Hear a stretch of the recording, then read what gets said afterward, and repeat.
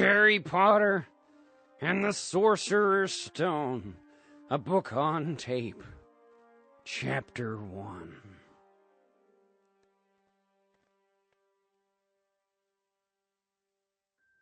Privet Drive. The ominous fog makes the nighttime even more hoary and mysterious than usual here in suburban Britannia. Out from the shadows of God knows what dimension steps the oldest wizard in the books, the near-dead Dumbledore. He is clearly a powerful beast and walks with dignity despite his age and attire. He sees a cat that he knows right before he sets to work. He produces a wizard's tool known as the Street Darkener, and with a practiced angling of the arm, begins to siphon away the clarity made from mankind's bulbs. Magical deeds are afoot, dear readers. Magical darkness a must. The atmosphere complete, the cat, now protected by shadows, transforms into who else but Professor Hardcastle McCormick, an old friend and ally of Dumbledore the Half-Dead. She is truly a great wizard also, and possesses many a skill that might aid in tonight's random errands. They speak gravely of tonight's horrible decision, and dear readers, trust me, their work tonight is dubious. What are they to do? Are they really going to go through with tonight's desperate plan?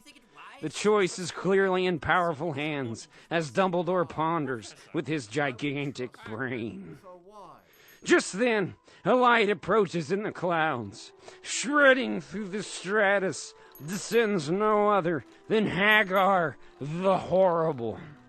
A huge man that if you didn't know better, you may mistake him for a giant hairy truck. He is Dumbledore's gopher, and now perched upon his sky leopard, Hagar seems at the end of an errand that has almost bested him. But lo, out from his manly pap, he produces the most powerful baby in the universe. Dumbledore accepts the swaddled child like the delicate button of an atomic bomb. His bowels tense, no false moves here. Hardcastle McCormick pleads with Dumbledore not to go through with the plan. What plan, you ask? Well, they are going to leave this veritable weapon of the gods, this paradox of babiness and power, right here on a frickin' muggle's doorstep. But shh, says Dumbledore to the baby. And shh, he says to the lady. As Hagar gnashes his teeth in inner conflict and almost drowns in snotty, fearful tears, his master Dumbledore tells him to wait in the frickin' car if he has to. And the baby is left. The baby with the most telling of scars. The baby that is the seed of power. The baby that is the inheritor of the horrible, hoary hammer of the gods. Harry, the wizard who is destined to vanquish all evil, and if he so wish, bring it back again. Harry Potter and the Sorcerer's Stone. Chapter 2. Harry Potter wakes to the sound of his evil aunt banging on his bedroom's tiny door.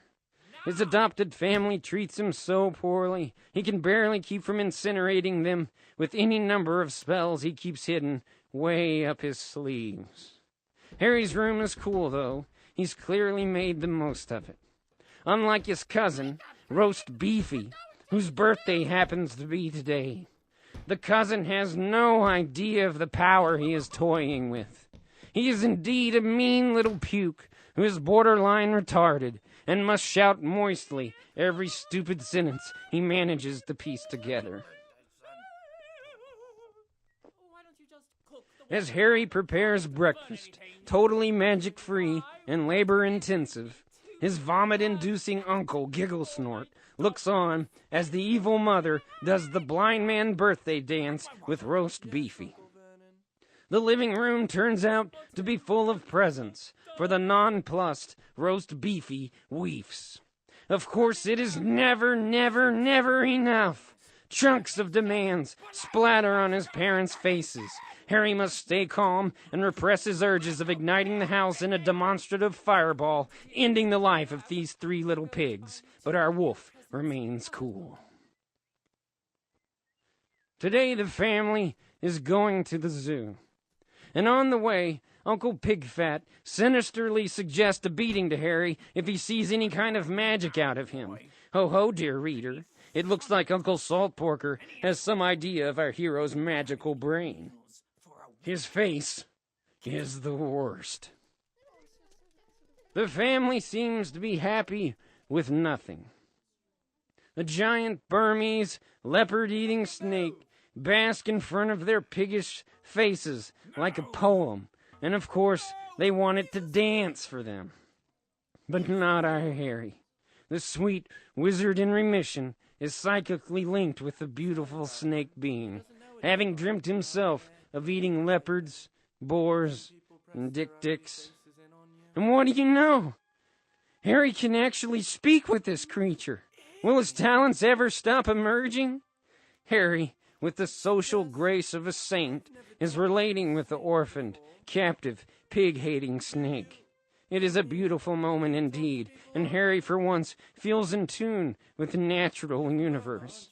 This snake has no parents, is dangerous, and is beautiful. Harry sees himself here in this snake, like looking at his image in the mirror. It is a perfect moment. But Cousin Roast Beefy Weefs notices some action and runs over to spoil it. Harry totally loses it and frags Roast Beefy good with a glass begone spell. Whoosh! The terrible cousin spills his ass into the cage as the supine beast nobly erects itself out and is thanking Harry as he slithers into the nightmare hearts of all the muggles nearby. Everyone is afraid of this beast but Harry. Of course, Harry, who seems to be part of the natural universe now. And what do you know, dear reader? Providence must have cast a glass be back spell. 'Cause take a look at the zoo's new acquisition. It is a play, a tragic comedy, the lament of Roast Beefy O'Weefy. Ha ha! The family Porkums is hit palpably with shame. Yes, Harry, do laugh on. Laugh right in their unthinkable faces. Chapter 3.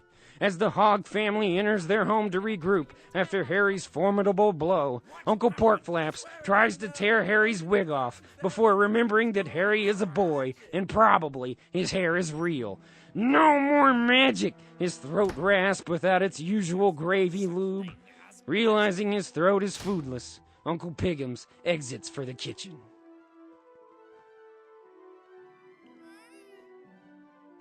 In the following weeks, Harry falls into a depression. He feels like an exile here in this world. He feels alone and hated. But Harry, going about his innumerable chores, picks up the mail, only to be bowled over at the discovery of a letter addressed to him. A connection is trying to be made, he thinks. Somebody needs me. Having delivered the mail, Harry tries to conceal his letter, but Cousin Ragtime Roast Beefy thinks that Harry has a possible cookie or wafer and takes away the letter before Harry can open it. Uncle Piggums inspects the letter the best he can with those eyes, and a phantom of fear crawls across his goutish face. Harry wonders what could be so wonderful. In the next few days, a miraculous event unfolds. Birds from every breed and fashion begin to crowd the Porkinchips' home with letters addressed to Harry. The uncle is beginning to feel the pressure. Harry, in a spiral of depression, turns to the escape of the world of miniature equine aficionada. He produces many a wine out of nowhere spell and is drunk every day before noon. He is only half aware of his uncle's battle with the birds. The aviary horde perch on everything perchable, tarping the yard, car, roof and all, in hawker-like bird waste, and of course, the letters. Every bird revels in the madness it is inducing on Uncle Saltporker. The house, under drifts of letters, molting in bird shit, now pushes the uncle to burn anything that is represented on paper. Harry, through a cloud of wizard magic and stealthily pinched Valium from the evil aunt, notices his uncle fraying. One morning, while doling out biscuits, Harry listens half-heartedly to his uncle's plan of a giant cat to be unleashed upon his feathery foes, but Harry's attention is drawn to the window. Sunlight. Harry could almost cry at this simple gift of the universe. If it weren't for these awful people, he would cry, but he must not show weakness, or else they'll hand him his ass. He tries to focus on the yard and the birds, and why are they trying to contact me? These facts make their way in through the jungle of consciousness, just as a veritable fountain of bird-propelled letters issues forth onto the family. Harry decides that this is it. This is the moment. I must make my move in this masking of a snowstorm, and I will take one letter into my room and whisper it to my horses and see what they think. Oh, how the wine talks. But Harry cannot make it to his tiny door, even impeded by the onslaught of letters. The now totally bonkers Uncle Porkstar crashes down on Harry. The battle that would have been is now a sad display. Harry at the drunken bottom of a depression well, and his once formidable foe, mindless and flailing. Chapter 4. A crushing blue night lays upon the sleeping Porksters as Harry, awake and active, plays out his happiest of sad moments. Sigh. His birthday, of course. But who could care? Especially out here where love is dashed upon the rocks like a rose given as an insincere apology. Love. Don't give up on it, Harry. Make a wish upon it. Upon the stars. But blam! Blam! Blam at the door. The Porktown family scuttles into position, but what busts in the door is far more than expected. It is Hagar, the horrible, the nightmare of hair. A wall of a man, but buried under his woolen chest is a heart that I'd trust a baby with. After politely shutting the door, Hagar turns to the squawking uncle and aunt. His face is a mask that displays he is in no mood, and he bends the gun that is pointed in his face straight in half. A bullet ejects into the heavens, interrupting an angel's sleep. But oh no, Harry! Hagar confuses roast beef hueys for Harry. No, don't take that chili barrel to Hogwarts. Then Harry rolls into view. I am Harry. Now if you cry easy, be careful here, dear readers. For Hagar produces for Harry his first ever birthday gift. It is a cake, handmade no less, with love by a warrior of the wind. Who are you, nice man? Harry asked, feigning a child's air. Hagar says Hagar, and tells Harry that he is the gatekeeper and keymaster at Hogwarts. Harry is confused, though he knows how to play his cards. A man like this could be in the market for a sidekick. What's Hogwarts? A masterful play by Harry. Hagar stumbles around with words and seems put off a bit at himself. Clearly, sidekicking for Hagar would suck balls. Hagar can't contain it anymore and just drops his secret. "You're a wizard, Harry." Harry, with the talent of Laurence of Olivier, feigned surprise. I can't be a wizard. I'm just Harry." Again with the oil of Olivier. "Well, just Harry, I imagine then that lions are just lions, and gods are just gods. You are a special boy. You don't know it, but you and I go way back." Oh, Harry wishes he could have a glass of wine or something right now. Hagar gets up from the couch and produces a letter. It is clear now that Hagar is a bird friend, for indeed the letter is the same as before. Harry begins to read. "Come to Hogwarts and become a wizard, Harry Potter," it says. He reads thus aloud. Uncle Baconface races in to interject a spit parade, which Harry translates into a most disturbing disclosure. The pigs knew all along. They knew that Harry's parents were wizards, of course. And now the sickest, pinched-up mouth of an ant lets out that Harry's parents did not die in a car crash, but were, of course, destroyed in a much cooler way. A wizard's fight. She begins then to berate Harry's mom, calling her names and trying to say that Harry sucks and stuff like that. Her venom is sharp. Sucking is nothing Harry wants to do. Hagar then steps in, seeing that Harry is in no state to argue for himself. This night is gonna end good for Harry. End of story. As Roast Beefy-Weefs grabs Harry's cake and begins to munch it, Hagar describes the pigs as muggles to Harry. Music-hating, magicless muggles. He lays down the law on Harry's schooling. A big fat yes, he's going. Hagar also goes on to say that the great Dumbledore is the teacher at Hogwarts and will make Harry into a man and stuff. Uncle Fat Train spews a slander on Dumbledore in return, and Hagar gives him a truly horrible face and points his magical umbrella and starts to say a spell like, "Don't ever talk again, fatty."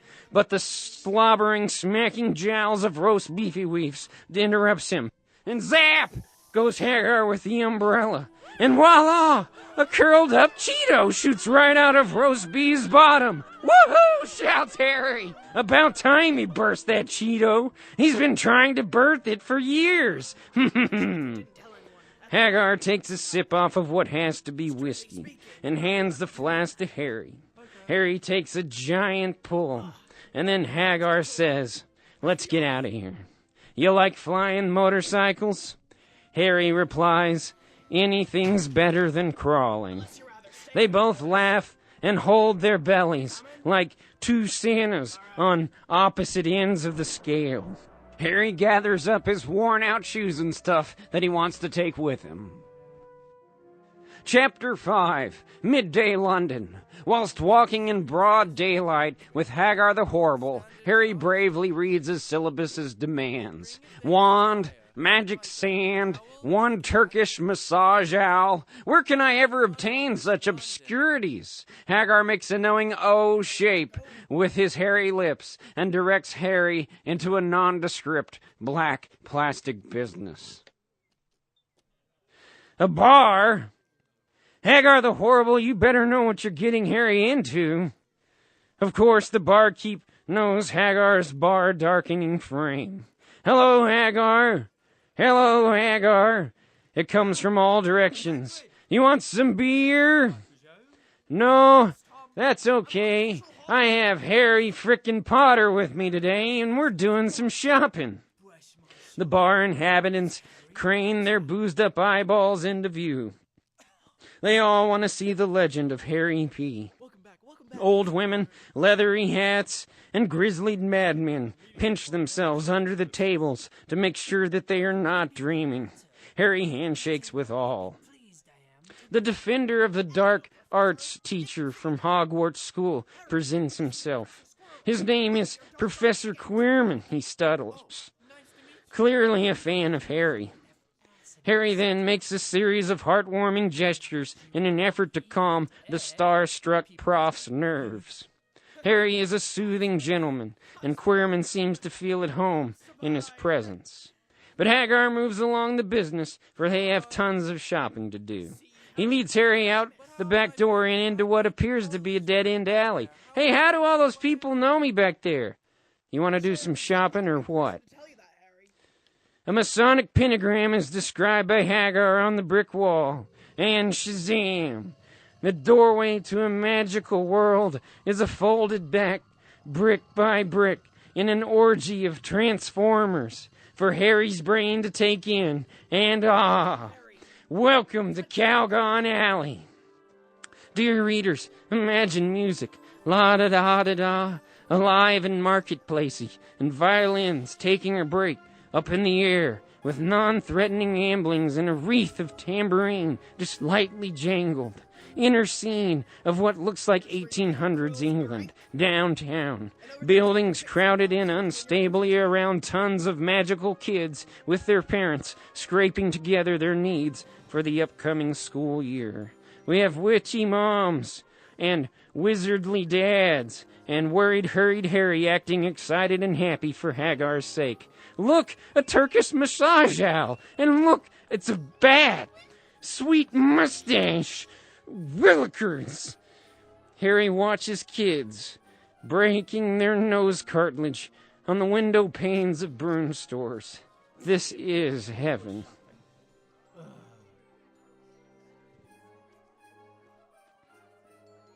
Chapter 6. I'm broke, Hagar. What do? I want that broom back there. Hagar happily extends a finger at the Goblin Bank of Wobble Columns. You got an account up in there, Master Harry.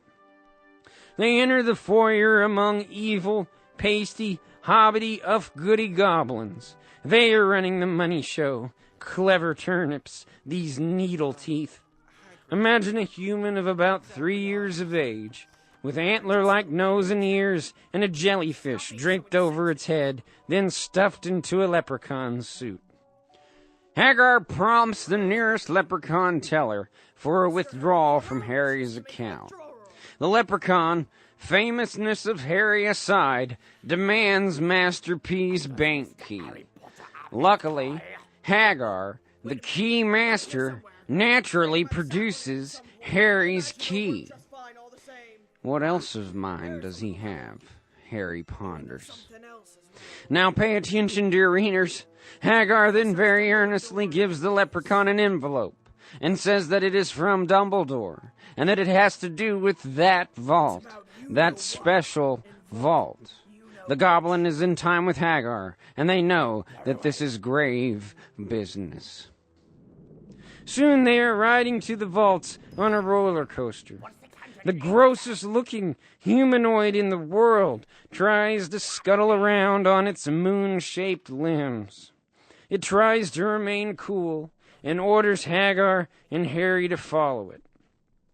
It unlocks the door and backs away, trying to resemble what it thinks is a cool-looking person. But in reality, it is freaking Harry and Hagar out miserably. The door to Harry's vault swings open, and right away starts to blow the socks off of Harry P. Hagar makes noises out of his mouth, but Harry is not available. The piles of gold that are his instantly make everything beautiful for Harry. It's gonna be okay, he thinks. Now on to yet another vault. More of my gold, Harry hopes? The leprechaun lifts a clawed finger up and down, tickling the doors back enough that it unclenches in its threshold and swings open, not to reveal a pile of treasure, but to reveal a silly little gunny sack. Hagar walks in, snatches up the gunny sack, and stows it away on his humongous person. This is between you, me, and the little Patty McGrossout, okay, HP? Harry nods. Chapter 7. Back on the shopping tour, and Harry needs a wand. Go up in Ed Vander's. I've got to attend to a few other details, and I'll meet you in there later, says Hagar. So Harry enters Ed Vander's Wand Emporium. The shop is full to the ceiling with wands. Which one to brandish? Which one to call my psyche's extension? Harry irks out a few husky hellos. Hello? Hello? Hello? Hello? But jeepers! Ed Vanders rushes into Harry's view like a scarecrow's carcass. A dreadful visage indeed, and a ghastly voice. Harry Potter, welcome. Master H is beginning to feel animosity towards his own celebrity. Harry gazes at the man's skin, a ketchupy callus of a face. I will make spells that will save me from looking like him. Harry makes that mental note, I assure you. The mental notes are stacking. Ed Vanders produces a wand that he thinks is suitable for our Harry. But on the first try, Harry totally frigs up half the store with that wily stag of a twig. His stockpiles of nuclear-level energy will be funny and tricky to funnel, thinks Ed Vanders. Vanders is tenacious. He pokes around in stacks of wand boxes for round 2. A bigger wand, he suspects, will be suitable. Harry, now bored and tired, brandishes again, but kabloomers! Destruction! Vanders with a why didn't I think of it before look. The look that everyone's dad puts on when he's trying to pick out shoes and clothes for their kid, even though they have had thought of this before. From the beginning, in fact. They just want to draw out the afternoon with needless driving around and tryings on because they don't know what else to do with their kids. Well, Vanders puts on that kind of a look, and music galore fills the shop. He stands in front of Harry like some freaking Amadeus. He is no doubt imagining our Harry as his orchestra. And Vanders is flabbergasted at how good of a choice he has made. He starts to whisper like a thespian in a particularly juicy role. This wand's brother is the wand of that scar maker, the guy who gave you your famous scar. Harry almost dookies a shooter, but controls himself. Harry is sick of whispery games, and he says normally, what is this scar maker's name? Ed Vanders all but holds up a skull and soliloquies. Oh, we don't say his name. But know this, he is a badass.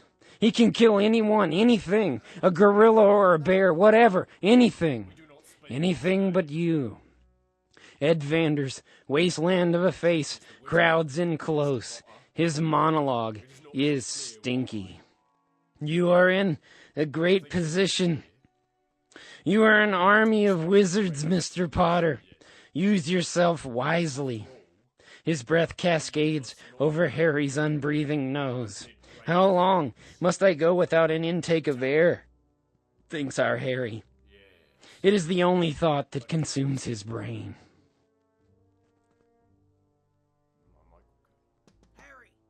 Finally, breaking the mood, Hagar taps the window. Holy balls, he's bought the Turkish owl! Hurrah! Chapter 8. Hagar and Harry sit eating supper in a foggy wine spewed in. The depression creeps into Harry again. His powers seem infinite. Everyone loves and fears him. But he himself can't seem to find his place among them. He is outside of people, and the wine flows. So in an effort to cheer Harry up, Hagar decides to tell the tale of Harry's parents' death. Valmart is the name of the scar maker, he whispers. He is a wizard with uncanny powers. But this guy is so evil, as soon as he came out of the womb, he put a scar on his own forehead. Well, Valmart went to Hogwarts and started the Dark Side Club. It was actually the coolest club to be in at first. Everyone got a kick out of being in a club that stories were told about. You know, that's all anyone ever does anything for anyway, the sake of a story to be made of them. Well, you can be sure that Valmart earned his share of stories. You know, the club got strict. You had to love evil and not be shy about using murder spells, or else you'd be murdered. And your parents were some of the people who decided not to kill for fun. So Valmart went to their house and killed them. And while he was there, he tried to kill you. But the spell ricocheted off your head and hit him instead. Now, no one knows if he's dead or hiding as someone dead. But what's for sure is that he hates you for not dying. And it's sure that if he is alive, he'll try to finish off the job, probably when you are sleeping. And he'll probably look like someone you love, just to make it worse when he murders you.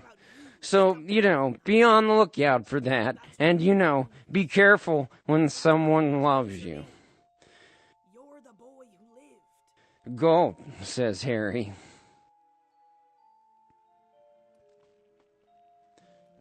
Chapter 9. Whilst walking to the train station, Harry begins to feel the stomach butterflies accumulate. Hagar is then just stunned by the time of day. He must get that gunny sack to Dumbledore. So he gives Harry his train ticket and then just totally freaking disappears on him.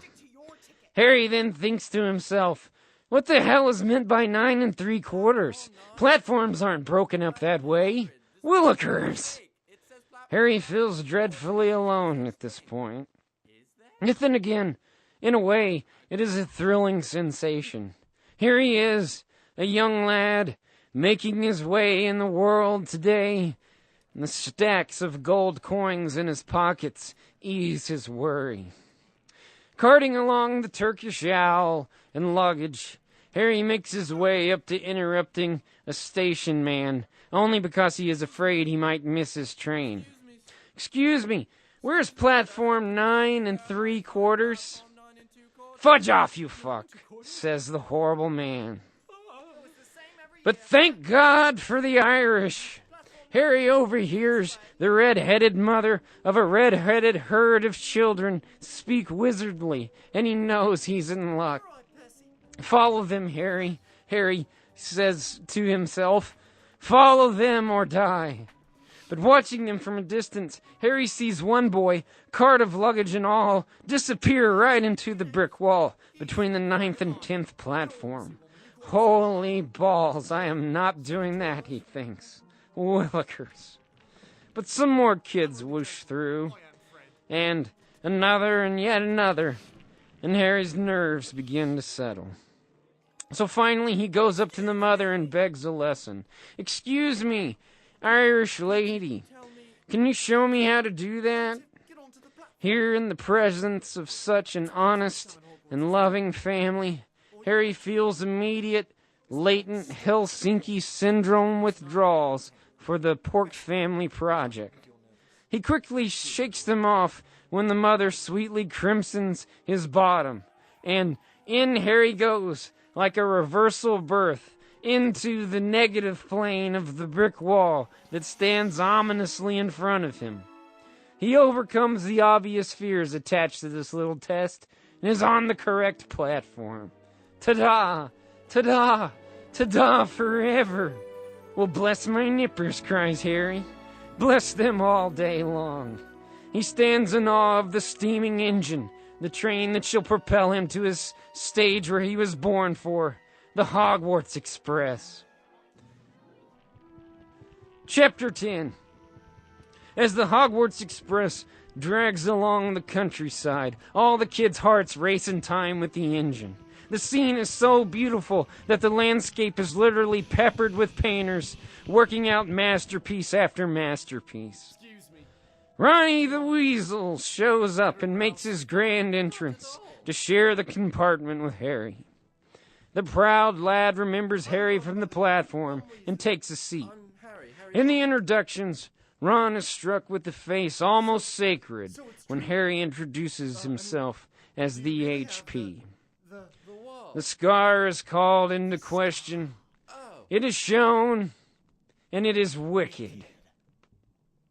The food service wench appears. Ron, obviously from a family whose money is spread thinly over a vast volume of loin product, cannot buy a thing. But the newly minted Monopoly champ HP flashes some coin, and the new friends celebrate over a pile of cakes and frogs and nipples of witchy Venus and rats and choco spells and fruit nuts, wizardly fodder. The same kind of junky food you and I would wallow our mouths upon if we were in Harry and Ron's place. Ron loves Twizzlers. They talk over the syllabus and what's to be demanded of them at Hogwarts. Ron tells Harry that he is a pot of coffee by day, bottle of wine by night type of guy. Harry says, triple that and you got me. They laugh a congenial laugh, and both of them realize that they are instant friends. Friends forever. Just as Ron is about to produce yellow pillows, a spell he has learned at home, pillows of gold, he and Harry are interrupted by a horrible creature that is noisily and slowly making its way down the hall and finally appears in the doorway. Only upon closer examination do Ronnie and HP realize that this thing is a girl looking for somebody's frog. Her hair seems to be made up of hair follicle-sized serpents, a prepubescent Medusa.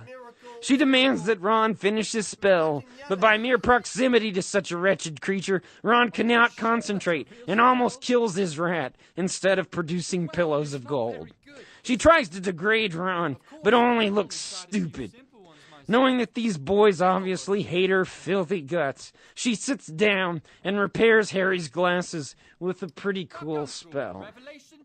The boys have to admit that this creature posing as a humanoid has some chops. Definitely some chops indeed. Only after the spell does she recognize our HP for who he is. She intros herself as Harmony and begs Ronnie of his name, but he only growls and smacks in her direction. This prompts her to leave, and as a last-ditch effort to please, she informs Ronnie of his chocolatey nose. On your nose, by the way? As if he did not know. Chapter 11. Finally, the moment of truth. The god wheel of fate has stopped for all these kiddies on yes. Yes, in fucking deed, you will be a wizard. And this moment is the first in a series of moments that no matter what feelings those moments embody, yes is still the answer. Yes to life, and yes to magic. And just look at their faces.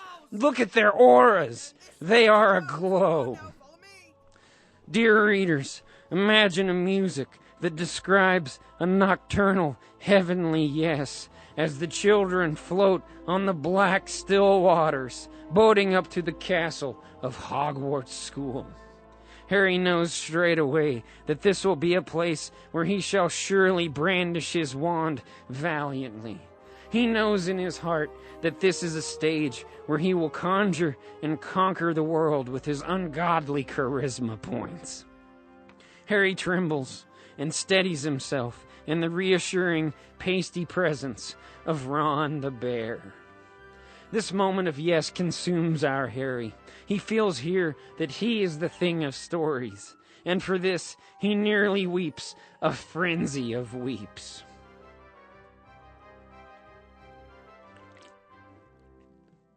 The kids make a formation up to the school's entrance. They file up the main staircase and are met by none other than Professor Hardcastle McCormick, rasping her finger bones in withering patience as the children gather beneath her on the frontmost staircase. She speaks about the school and explains that the class here now will be divided into 4 different competitive schools. Her voice is chilling, like a piano made of frozen Windex.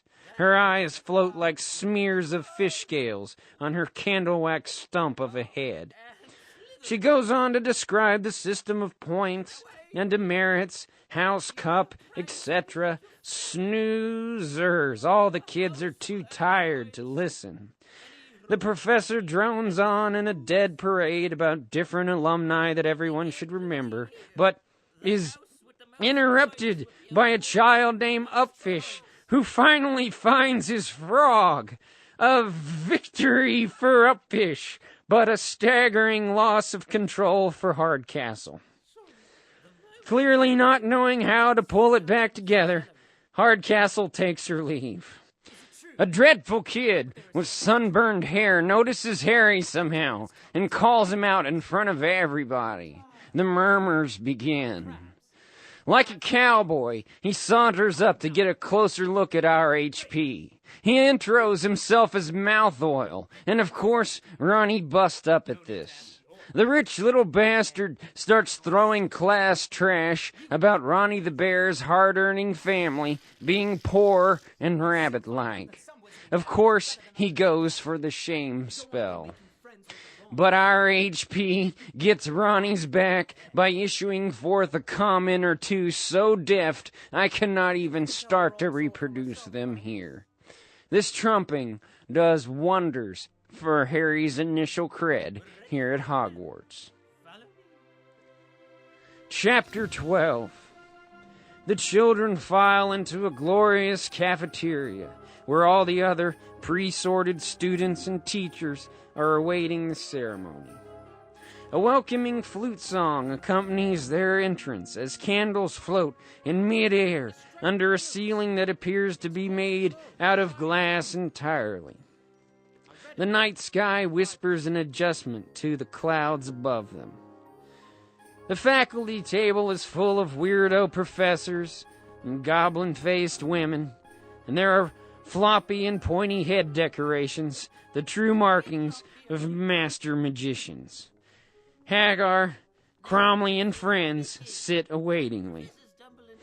Professor Dumbledore erects himself slowly and tells some jokes about death that most of the kids just don't get. He then, after warming up the crowd, introduces the blood-eyed cat that is head of security, and then introduces the cat's manservant, Dazzler. He then closes with yet another joke about death, perplexing some and just plain scaring most of the kids. He sits down finally. Hardcastle announces that it is time to begin. Her manners are of that of a jilted lover's I didn't love him anyway sort of mood. The child sorting hat ceremony begins with the wretched Harmony. A wise child she is, and reminds herself not to freak out up there in front of everyone. The poor thing has complex on top of complex. She perches on a seat up in front of all the kids, and Hardcastle places an oogity-boogity hat on top of her hair. It grind dances on Harmony's head and grumbles pleasurably Gryffindor. Applause all around, and Harry thinks to himself that this will be a long, long night. Next up, Mouth Oil is called to face the grinding hat, but before his ash cheeks can even start to pancake out on the stool, he is assigned to Slytherin. Some other kids get up and have their fates directed, and right then, a wicked woman casts a look at Harry that makes his scar hurt. Ouch! This is the weirdest woman Harry has ever seen. A dark, foreboding weirdo that Harry feels certain will be the kind of teacher that paddles for fun. Ronnie the Bear is next up for the hat. Ronnie is sure that the hat will bear down on him and hunch away at his scalp for nothing. I mean, everyone knows that weasels are put into Gryffindor. Ronnie's 20 brothers and 12 sisters are all Gryffindor students or alumni or faculty. The obvious is true. Gryffindor it is. Professor Hardcastle tries to say Harry Potter like it is no big deal. But the room goes quiet. Everyone edges in to see and hear what is going to happen next. The rustle of bets and cash is muted between robes. Harry doesn't want to bunk with mouth oil, but that hat starts in about Harry's potential and near limitless talent and how it could blossom wickedly in Slytherin school. Oh, Harry only winces at this constant bombardment of pressure to impress. This damn hat, all these fucking kids and teachers looking at him like he's a fucking television. Ah, fuck it. Just don't put me with mouth oil, is all Harry keeps saying to the hat. Finally, the hat's oscillations tense and release upon Harry's scalp. Gryffindor, it is. It announces. Yes! The universe sighs its magical sigh. Harry is congratulated wildly by all his new bunkmates, but he feels numb and distant. A knowing glance is shared between the near-dead Dumbledore and the virile youth. Harry just hopes he can pound a few cold ones. Chapter 13. Dumbledore cast his stand without effort spell, following it up with his most pleasing food of plenty spell. If ever a roomful of children has looked like little hyenas that have come upon a dead family of zebras, it is now. Piles of glitzy meats and sweetbreads appear. There are sweaty corns and honeyed everything. Talking bones loosen, and Harry relaxes into a winish swagger. He talks closely with his R.A. Hey, who the fuck is that woman over there? She's gotta be a half-troll. The R.A. replies, no, that's Professor Snape. She sucks for the most part, you know, acting mysterious and theatrical. God, I hate that shit, replies Harry. I'm here to learn, not to watch a performance. Just then, the conversation is busted up by a breeze of hilarious ghosts. There are women ghosts and musketeers. Little John the Ghost shows up and demands a song of farts, or else. The Count of Reeds whips lashingly every child in the face. No one is able to escape his mustached giggle. A ghost dance begins, and the kids watch as a transparent mashing of flash dances and footlooses fog up the rafters of mealtime. At any rate, every ghost becomes bored and evaporates either into the walls or out through the ceiling. And every student's belly is distended with jelly, wine, and pudding pops. The dinner is over. The RAs guide the new Gryffindors into the stairwell. The staircases are a maddening, mobile architecture that forever fuck up the students' days by moving here and there without warning. The kids climb stair after stair, ad infinitum. Some talk about art. Others simply concentrate on not vomiting from the intense vertigo. After all the wine and meat that all of these children have eaten, they are just hoping to finally get to their rooms so that they may use the potty and acquaint themselves with the water closets. They file in front of a painting of the most beautiful woman ever around.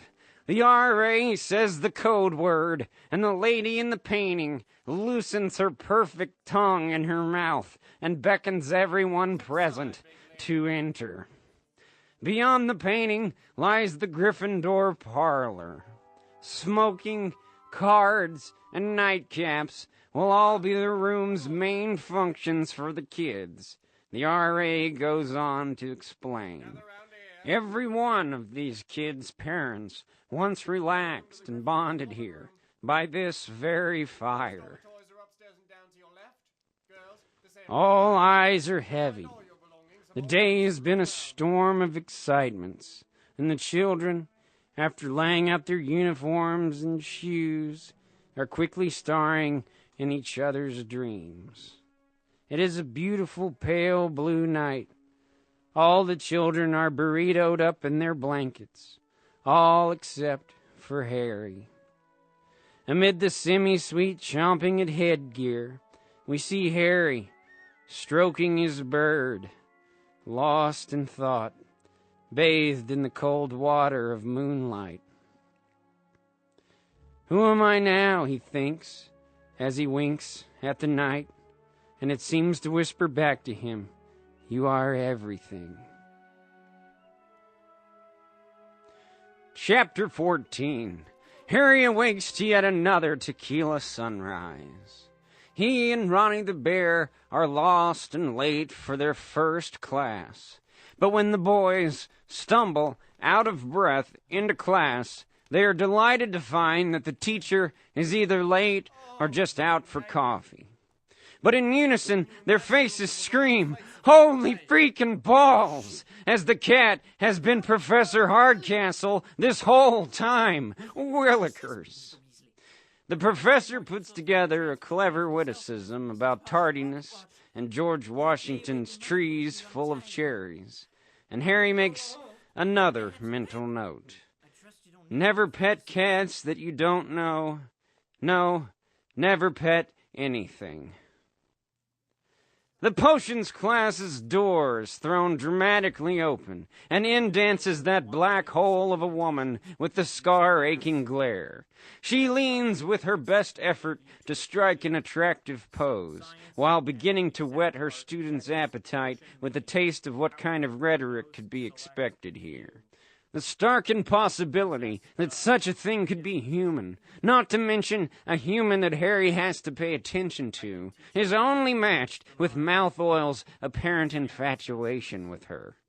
They look into each other's eyes, like two serpents on a honeymoon.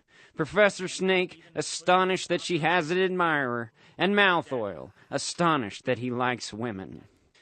Snake, seeing now that Harry is not paying attention to her mouth's every shaping and massaging of notey syllables, calls him out and rags on his celebrity in front of everyone.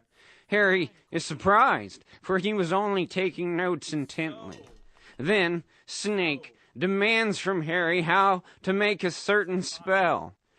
Harry good-naturedly says he just doesn't know. I mean, how could he? This is his first day. Christ! Driven by some unholy jealousy, the unfair Snake presses him again. What is such and such? Or how many rat tails are in minkerfoils? Produce antimatter. Again, Harry, with the oil of Olivier, acts humble, demure even, thankful for the lesson. He controls the urge to slay Snake's ears with a few fiery riffs off his wand. But Snake finally subsides with her onslaught. She stupidly feels she has cowed our Harry. At lunchtime, the kids relax and compare first impressions on teachers. Ronnie the Bear tells Harry that he could hardly stand watching him cow to such an asshole back there. Harry explains to the bear that subtlety and patience are a great way to look pretty cool. The bear has to agree, and they give each other Fonzie looks. The rest of lunch is spent on mail reading, which is delivered by a host of birds that we the readers are already duly familiar with. Some kids get letters, others get ornaments that quickly fill with the mother's blood. Some desperately wait for their letters to arrive, which shall never, for they are the type of kids that mothers just never write to. Can I borrow this? Harry opts to read the paper. Now, dear readers, if you've ever paid attention to me, now is also a good time. Harry reads aloud to Ronnie and Harmony that the Leprechaun Bank which he had been to earlier on, has now been broken into. It was the same vault where that gunny sack had been. It was busted into by what is suspected to be black art wizards from Valmart's order. Jeepers! But of course the gunny sack was gone before those robbers got there. The kids seemed to smell the beginnings of an adventure here in these facts. The attention-starved Harmony, most of all. Chapter 15. Outside, Harry's class awaits their first lesson in broomstickers. Being that this is the last class of the day, the kids are anxious to get rowdy. Finally, Professor Meowmers takes her position in front of the class. This morning, Harry does have one thing in common with Malfoil, his mood. A mood of annoyance and pity for his frustrated, easily astonished, and shallow peers. Of course, Harry commands his broom with ease, and like the beginning of dueling banjos, so does Malfoil. Harry later will be displeased with himself for hating everyone today. Professor Catface, Malfoil, Tony the Shrimp, Facer, Yellow, Otterpop, and yes, even trusty sidekick, Ronnie the Bear. Whilst Professor Catface Meowmers barks orders, Harry drifts off into his imagination. He lets his mind's eye take him on an inward exploration. He sees before him a giant cake, a wedding cake, his parents' wedding cake, and he wants to eat it. But then he realizes that this cake is Dumbledore's hat. And to reach it, he must climb up Dumbledore's body, using the old rib cage and mouth, sockets and such as footholds.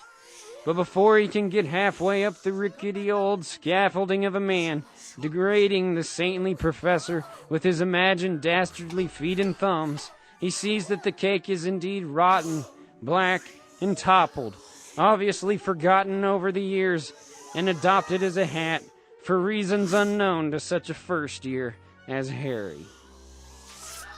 This daydream is a weak attempt to stay amused during these idiot guide-styled classes.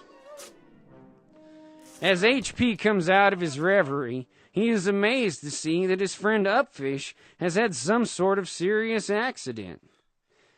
Professor Catface gingerly escorts Upfish away from all the jeering urchins and up towards the nurse's zone of awesome bedtime suckers. The kids begin to rustle with wild nerves, having been awarded time away from a teacher. It seems that Malfoil has Upfish's beloved blood ball, threatening to crash it. Harry cannot take it anymore. Fuck this, he says, and he all but punches Malfoil right in the head. But Malfoil, being in the same little bad boy mood, defies Harry and takes the battle of the limits up into the lower stratus. Will Harry defy Professor Catface Meowmers for a chance to totally burn Malfoil? The wretched Harmony tries to restrain our Harry, but he is deaf with rage. Their skill is immediately deft. All the boys and girls feel like lower organisms in the wake of their godlike abilities. In dazzling aerial combat, Harry burns Malfoil quickly. He gets Upfish's sphere back in a move that mixes martial arts with rainbow magic. After letting loose some steam, Harry does a few victory tricks and flourishes on his standard school-issue broom for the sake of all the kids below. As he descends upon a crowd of homies and newly converted homies who congratulate and pat him. Though he is only to be plucked away from the moment by that asshole Hardcastle McCormick. What a horrible day. Professor Hardcastle leads a sulky and punishment-expecting Harry down the hallway to the defense of the Black Arts classroom. She then asks a lizard-hugging, stuttery Professor Queerman if she can see the student known as Major Wood. Wood is the captain of the cribbage team, and Harry sees him as a Greek statue, an Adonis in witch's clothing. Clearly somebody that Harry can relate to. Now, dear readers, imagine that song, Eye of the Tiger, for Harry has been chosen as the new Seeker of Gryffindor. His buddies all fall in behind them as they strut through the halls. This is a procession of cool kids. Every student dreams of knowing them. But, cavalierly, HP and the effing bear decide to break away from their homie's entourage and talk over some personal business. Though, soon, right afterwards, they are quickly accompanied by the wretched Harmony, and cannot go into details about their boys-only style thoughts. But hello! Her usefulness again shows through, as she decides to take Harry and Ronnie to the trophy case of honors. Behold, she manages out of her horrible mouth, your dad was also a badass. I didn't know. Chapter 16. As the three are making their way through the stairwell, naturally, one of those buggering staircases shifts its course and sits them on a peculiar level. The kids, having nothing else to do tonight, their potions mixed, histories read, frogs destroyed, they decide to follow fate's lead. But the three are able to deduct that they are indeed on the forbidden third floor, and if found, they will be killed on sight, no questions asked.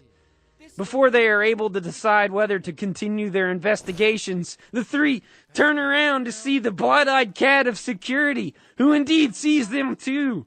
They make haste through the cobwebbery and darkness, like blind little cave fish, hungry for eyes, or a reason to have eyes, only to meet another dead end. Freaking door!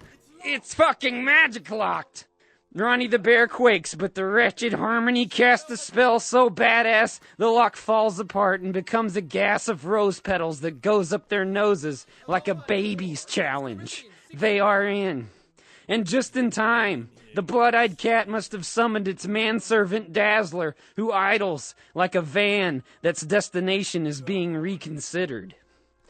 They are indeed in, but not away from danger, dear readers, because lo, lying before them is a supersized portion of God's freak show creations, a three-headed giant dog, and it's getting out of a dream of eating kids. One for each head, and hurrah for the dog! The dream has come true! Obviously it is still sleepy, for our three heroes are able to bar the door against it and get away safely. Harry puts up with the wretch, bickering with the bear over the practicality of a hungry, three-headed giant dog and a school full of tasty kids, when the wretch points out that it had to be guarding something. Harry takes note of this, and out of respect for her detective prowess, lets the wretch vent a little while before he takes his leave of her with the bear. That's right. Now, if you two don't mind, I'm going to bed before either of you come up with another clever idea to get us killed, or worse, expelled. Both he and Ron are hoping to score a few bottles of red wine to go with the olives that they pinched from the kitchen earlier. Chapter 17. Harry can hardly keep his heart in his clothes as he walks onto the cribbage field with Major Wood. His first lesson in the sport that could give him an outlet for his gathering rage and power. Major Wood's accent is so thick, Harry only hears it as a sort of music. A music from a shiny, muscular horn. A music of brotherhood and balls. Harry doesn't care much for the game's histories and specifics, but his ears perk up when Wood comes to what Harry is supposed to do. He hands Harry an ancient, leathery club, and Harry forces down a nervous throat lump. Next, Wood releases a ball that seems to have a will of its own. With all questions of what to do dissolving, Harry becomes a club and crashes it out of the park.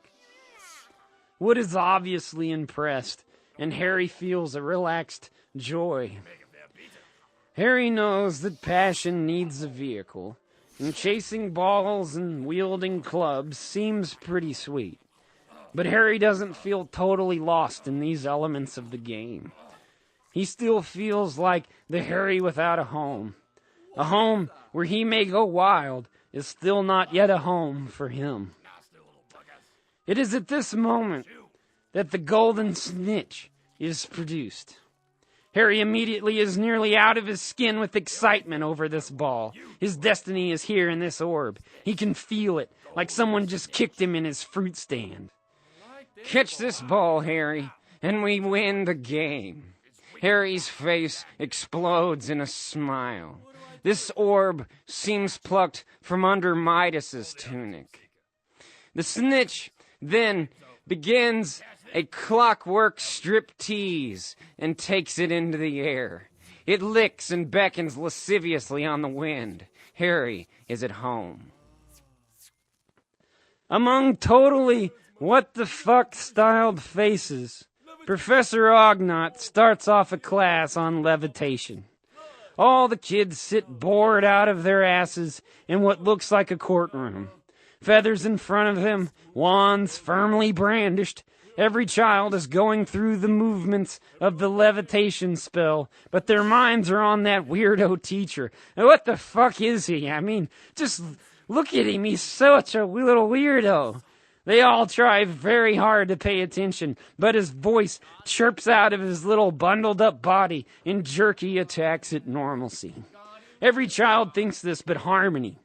Harmony, being so wretched herself, she feels quite at home with the hideous creature and is able to levitate her feather with no trouble. The bear, being so disgusted with Ognot, turns his attention to Harmony. She seems to think that Ronnie can't do a simple levitation spell and makes a big to-do about her quick-witted abilities. Her spell is a delight for the professor. His head looks like a happy pizza left in a chicken house, covered in feathery bird sweat and oily discharge. Yuckers. Harry only sits there in a stupor. He too is overwhelmed with the talking pizza. After class, Harry, Ronnie, and the boys walk together, doing impersonations of the wretched Harmony, when the desperate creature herself bustles by, obviously hurt very deeply. HP knows he's got to make it right, even though it feels so good to make it wrong. Chapter 18, Halloween, yes! Gorgeous floating Jackie O's in the cafeteria, and every student is feasting. The spread is beautiful. Apples, candied apples, appled candy, candied whiskey, apple fritters, anything you could ever want. Upfish informs HP and the bear that Harmony has locked herself in the bathroom. She's been crying all day. Harry feels guilt pangs about this information. But Ronnie the bear, he could give a fuck. Just now, Queerman bust in, rambling in incoherence, but after a while everyone makes out that he is warning them of a horrible troll loose in the school. Everybody freaks out. Apple chunks are cannoned by screams. Floating jack-o'-lanterns fall from the sky onto kids' heads, but the near-dead Dumbledore commands everyone's attention with a mighty roar. Don't panic, he says. Teachers, grab your spell bags. We will find this fucking troll, and we will kill his fucking ass. He means business, and everyone takes it seriously. Snake, however, seemingly scared out of her bloomers, disappears out the side door in cowardice. As the Gryffindors move towards their rooms of safety, HP and the bear realize that Harmony doesn't know about the troll and is in certain danger. This is the perfect chance to make it up to her. We'll save her, and if we're lucky, we can sneak a peek at Dumbledore's chops. Then, running through the hall, they see the giant-sized troll shadow going into the girl's crapper.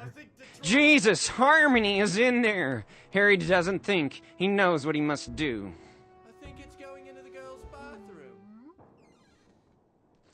Through teary eyes, Harmony looks up, and up, and up and up and up again upon a troll, huge with pineapple legs and a giant turkey drumstick. Wisely, she slowly backs away and tries to hide in a toilet, but the troll will not have it. He swings like a drunken major leaguer.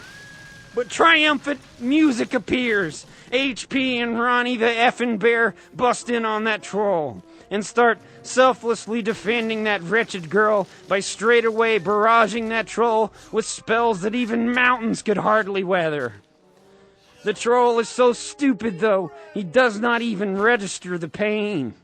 But oh, he is dead set on destroying Harmony for some reason. He goes at her again with the club. Crash and whoosh! Crazed with fist of fury, Harry brandishes the crap out of his wand and springs onto that troll's head, no problemo. He shakes that troll back and forth and rams his wand up into the nose, poking over and over what has to be the smallest frontal lobe in existence. But that troll gets lucky, and he grabs Harry and holds him up by his leg. He is about to bash him in with a stupid drumstick. Whoosh! Whoosh! He's just barely missing. But now, who but the brave Ronnie the bear whips out the old levitation spell and hovers the troll's club overhead, only to command it just right back down onto that troll's grody face. Thank God for that hideous pizza that taught me that move, whispers Ronnie to himself. The giant wobbles in a last dance of bodily knee-jerk aftershocks and falls into the conquered position. The kids stay on their toes, but wipe the nervous moisture from their brows. Harmony peels herself from the wall. This is the kids' first kill. They're understandably shaken. Harry reluctantly retrieves his wand in its most boogery state. Just as the kids are regaining their cool, Hardcastle McCormick and a gaggle of teachers, Snake included, rustle into the bathroom. She's pissed over the kids' safety being compromised and on the edge of a spastic dookie when she sees the troll's body. But Harmony steps up to the bat and lays it on the dotted line. I was in here, crying like an idiot, and these badass new gods came in and saved me. If it wasn't for them, I'd be in that troll's stomach for sure. Then, dear readers, Harry notices a tear in Snake's pants and blood all over her leg, and Snake notices that Harry has noticed, and he notices that she noticed that. I mean, there's a trait of noticing going on that is just bewildering. Hardcastle then scolds Harmony and demerits her a hard 20 points. Ouch. Now right here, dear readers, you're gonna want to put the movie on pause before the next scene starts up and switch to the second disc of audio if you have downloaded it correctly. You start them both up again at chapter 19 and make sure that the audio doesn't lag when you get started so that they're both right there together. This is all that I've got for this part, and intermission is now starting to start. Chapter 19, Lunchtime. Harry and the wretch are eating with the bear when out of the blue Snake appears at their table. I'm not hungry, okay? Nice work on the troll thing, she says, eyes shifting. I wish you luck today in the cribbage match. Harry responds in his brain with, I wish you luck on not hating your parents for mixing up such an unthinkable person. Snake hobbles off, and Harry notices the limp and begins to tell his friends that he suspects that Snake let in that troll last night as a diversion so that she could try to get whatever that three-headed dog is guarding. Whatever it is that Snake wants is probably the same thing that Hagar got from the vault. Harmony's brain burns at a mean rate. She says that whatever is being guarded by that dog is important enough to Snake that she might, if she hasn't already, make a pact with Valmart. Just as the clues are starting to come together, a special delivery is dropped for Harry by a post office bird. The package is looked on dubiously, but soon the three are tearing away at the paper, wondering about its contents. Willikers! The broom I wanted way back in Calgon Alley! The Necrobi Nimblo Alafossa Goso! Who could have done this? Well, maybe it was Softcastle McCormick. Wink, wink, Harry. Wink, wink. Now imagine a music, dear readers, heavy with cellos at a rapid staccato. Cellos held between thighs in a dark room, the little room of Harry's chest, as he walks with his teammates to the opening gate of his first test of cribbage. They are a ragtag group of champions, this bunch, and with Harry, the near-perfect new god, they know they will dominate the day. Harry is a world laced with rivers of wizardly blood. He is ready. As the sun streams on their face, he throws his leg over his steed and begins to rip the air a new one. His teammates and he swim through the air, testing out the space of the enormous field of play, as the announcer squawks a fact that begins to drive the blood up in all of the chilled spectators. Gryffindor versus Slytherin. The autumn air puts up an icy fight, but the heat off of Harry alone warms the airy playing field. Whoosh and whoosh, the players take their positions. All of Harry's worries and hang-ups and personalities are left in the locker room. Here, it is only the seeking machine that is Harry Potter. He is so ravenous, he can hardly keep from flying over and chomping the fingers off his opponents in a gesture of what's to come. Just blow the fucking whistle, he growls. Soon, Professor Catface Meowmers is on the field. She makes sure that the players are in position, and then releases the balls. That snitch brings the animal in Harry right up to his eyeball skins. That snitch is Harry's desire, his fucking life. Harry knows what he has to do, and I'd warn God himself not to get in the way. The big ball is tossed and is hauled around the court by a beautiful girl from Gryffindor, who, without hesitation, crams a few points up Slytherin's bum with an effortless play. She will indeed be an asset for the few years that she will attend Gryffindor. There are high fives and claps, and the ball is back in play, Slytherin's favor. The crowd is half frozen and unresponsive. I guess they need blood splattered all over their faces to keep them from yawning. Now, the most hideous boy in the world has the ball. He has a lumber pile in his mouth that he is calling teeth, and he is a mean SOB. He goes for some points, but is denied by our bloodthirsty Major Wood. Swarm, swarm, swoosh, and swarm, the ball goes back and forth again. Beautifully powerful, earnest warriors of Gryffindor handle the ball and release it as a team past the obviously inexperienced Slytherin goalie. Fuck yes! Harry releases a primal yelp. Surprisingly again, the crowd seems sedated in the presence of such history-making titans. The ball is again Slytherin's, but is again denied by Major Wood.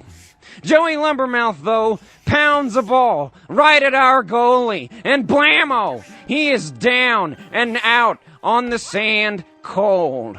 Harry positively ignites with rage, and Lumbermouth shows his namesake as Hardcastle McCormick worries under her muffed ears. The game proceeds, and Slytherin decides that they will just burn a few points without the watchful eye of Wood. Fuck! Harry snarls. The game proceeds again. Harry could kill everyone for this. Woodpile and Ernie play rough and unclean on a beautiful Gryffindor player. Those boys are just fucking awful. They railroad her and push her into the bleachers, and down she goes. Fuck. Fucking shit! Harry is all but hulking out at this point. Everyone is outraged as Slytherin scores again. The game is tied at chapter 20, and Harry is a pensive, hungry falcon. Once the snitch twitches into Harry's view, he is off in a meteoric streak of red. But just as HP zips after the snitch, his broom starts freaking out.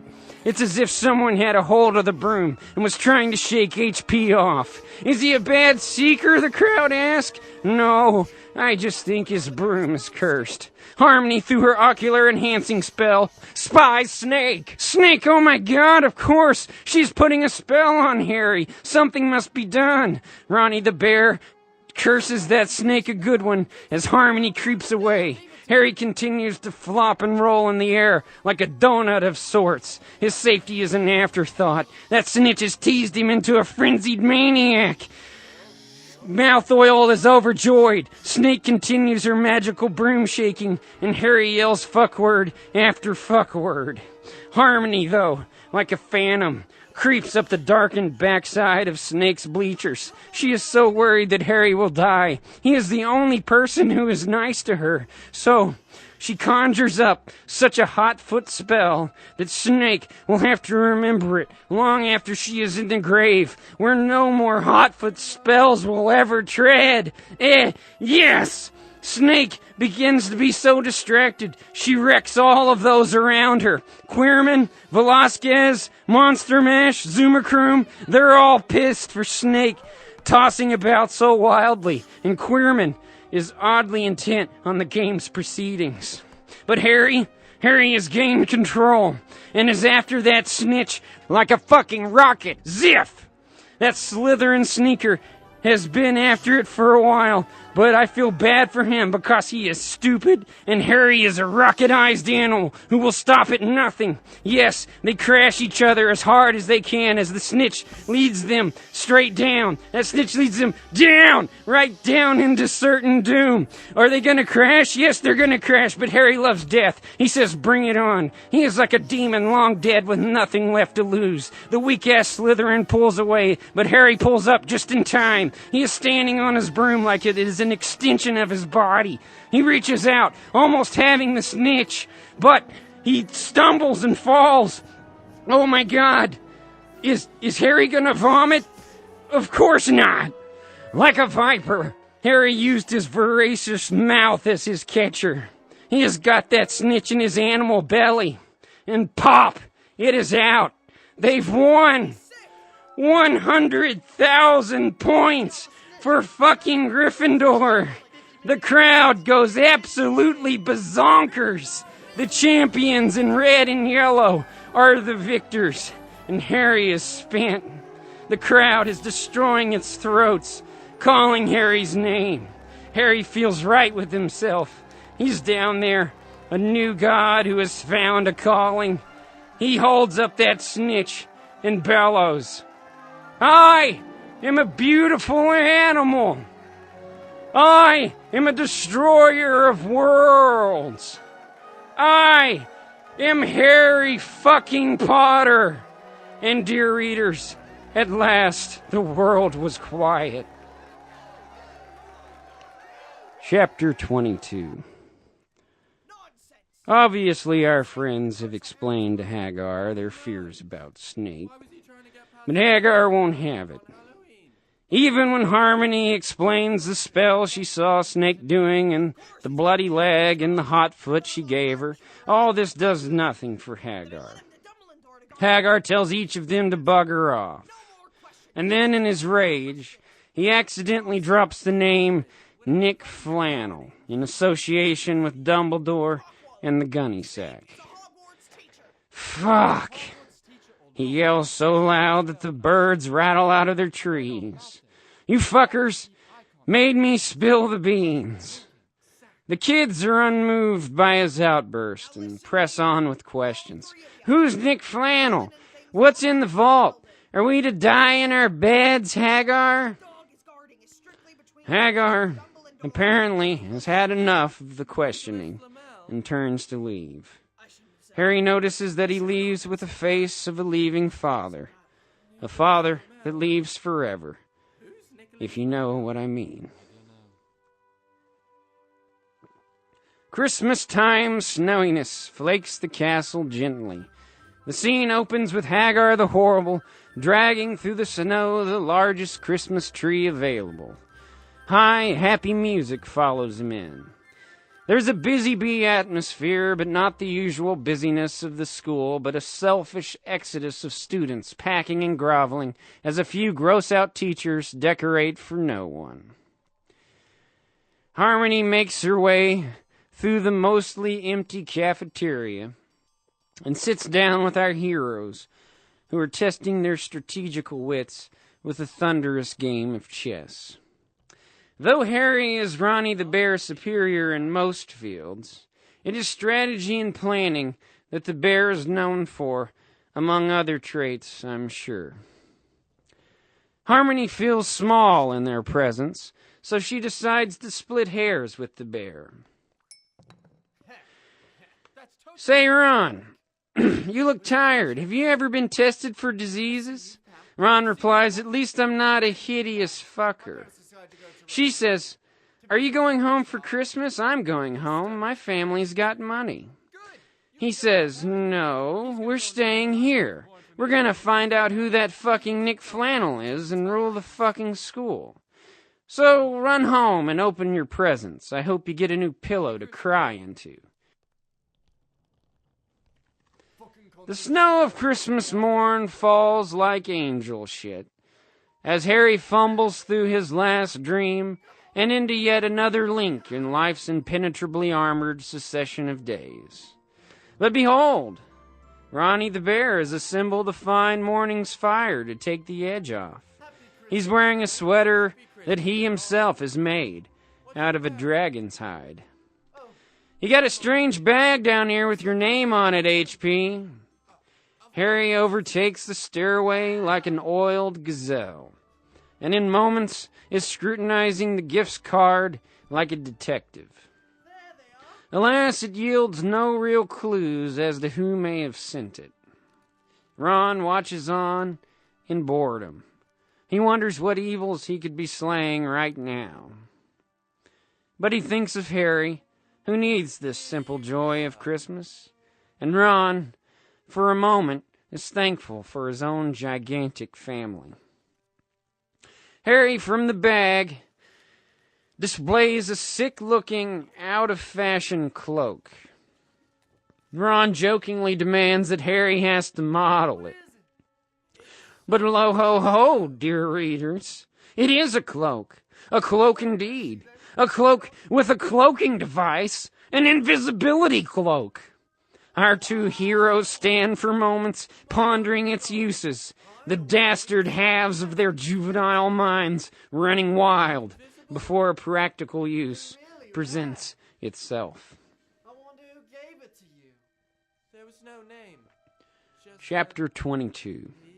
The scene opens in the school's library, and a mysterious floating lantern is making its way alone in the darkness. It is our Velveteen Hamlet, tipping on toes towards the restricted portion of the library. Once he is in, he is scanning and scrutinizing the spines, looking for two words: Nick Flannel. Impeded by its heaviness and feeling like a fraidy cat, Harry cast off the cloak, feeling brave enough to challenge anything. Once visible, he draws a random book off the shelf to sample some of this over-talked-about, restricted content. But first thing he sees is, wow! Just as Harry was about to demand of the Facebook the whereabouts of this Nick Flannel, the screeching voice of Dazzler issues through the halls. It's such a grinding tone that Harry's hand bones vibrate and drop the lantern to the ground. It breaks loudly. Now Harry knows he could easily take this weenie Dazzler, but now is not the time or place. Invisibility on.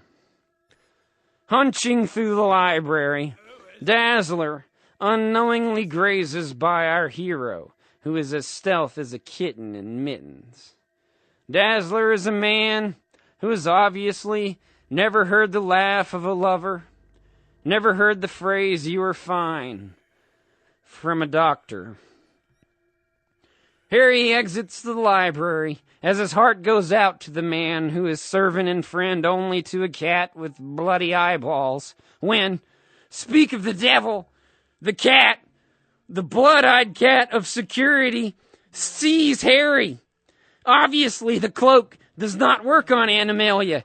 Harry quietly treads around the corner, and, dear readers, he stumbles upon Snake and Queerman, having an excited talk up against the wall, very close and breathy, in the dark, romantically arguing, heatedly. Snake is demanding loyalty or something from Queerman, and Snake seems to hear Harry. "Oh God, Harry, you're breathing too loud. Breathe into your sleeve, for God's sake."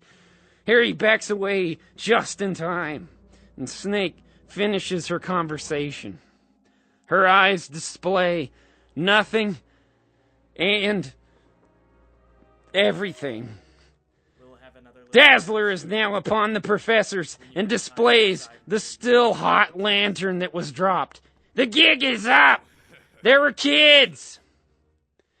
Kids in the adult books!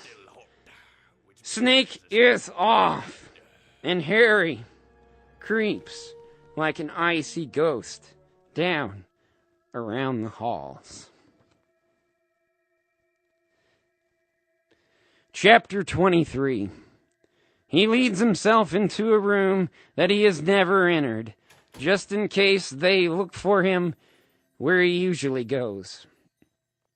The room is huge and empty, and Harry's eyes take a while to adjust to the darkness.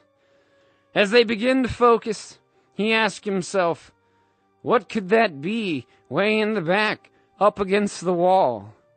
Is it a king's mirror? A giant's mirror? Why not take a look, thinks our hero. Why not take a deep, telling look? The mirror is warm and perfect. The reflection has no warbles. The form stays true when you move. But as Harry gazes, the mirror activates his magic eye to reveal a secret image. Oh my God, could it be? Are those my parents? Harry asks. Harry knows they are dead, but could heaven be here in this cold, cold reflection? The parents seem to animate and respond. This is heaven's entrance. His mother, she's beautiful. The guy, he seems pretty cool too. He reaches out to feel the blue face of his world's perimeter. He wonders what it would be like, what it would have been if these people had remained. Harry feels his trapezius along in time with his mother. This is mine, they both say, in scary, scary unison.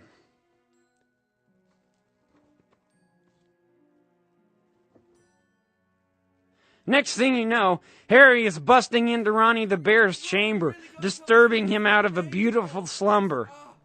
If this is indeed the gate to heaven, he and his champion must enter it together. They swiftly navigate the castle's hallways and cast away the invisibility cloak once in the room of mirrors. When Ron the Mighty is stood in front of the gate of heaven, he begins straight away to denounce it. He cries, "Heaven is for those too scared of nothingness.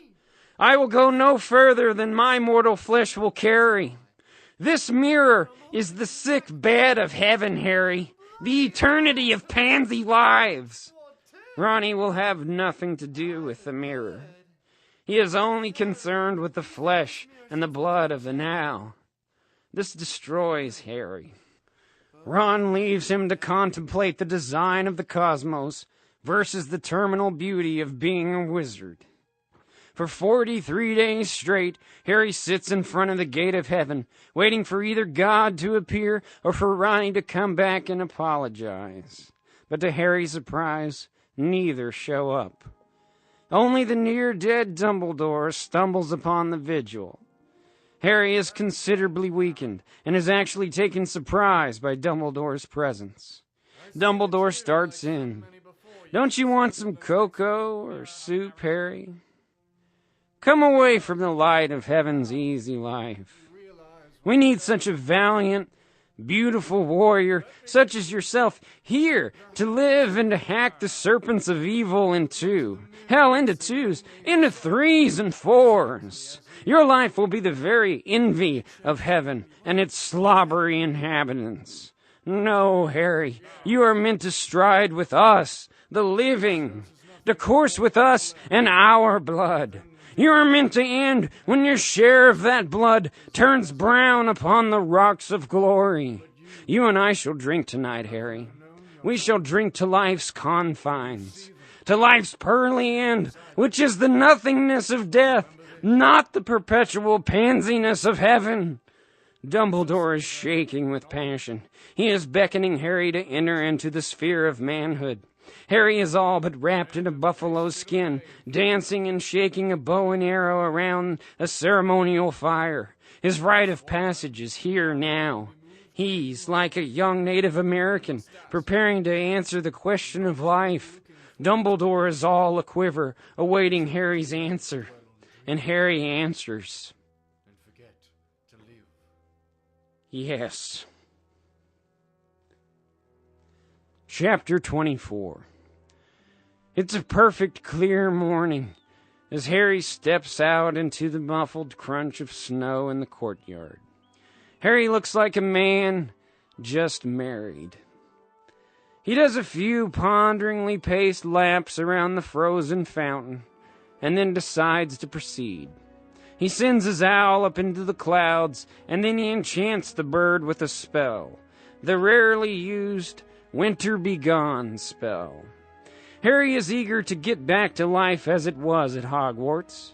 He is eager to have the story return to its tracks so he and everyone else can find out what's in that fucking gunny sack. A spring sun shows pledge streaks on a dark wooded library where kids once again bustle about. Harmony strikes gold in a giant hardbound atlas. While she was home, she worked a temp job playing piano in a jewelry store. Wisely, she wore a hood so as to not distract the customers with her hideous visage. But, whilst in the store, she kept hearing, coincidentally, Nick Flannel's name.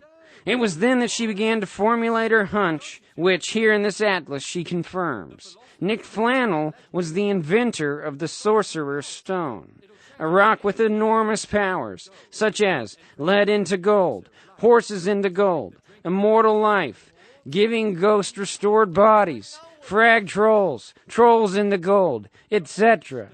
The stone is being guarded by the three-headed dog. The stone is what Snake must want. She wants it so that she may live forever with a stockpile of gold. Holy shit. It makes total sense.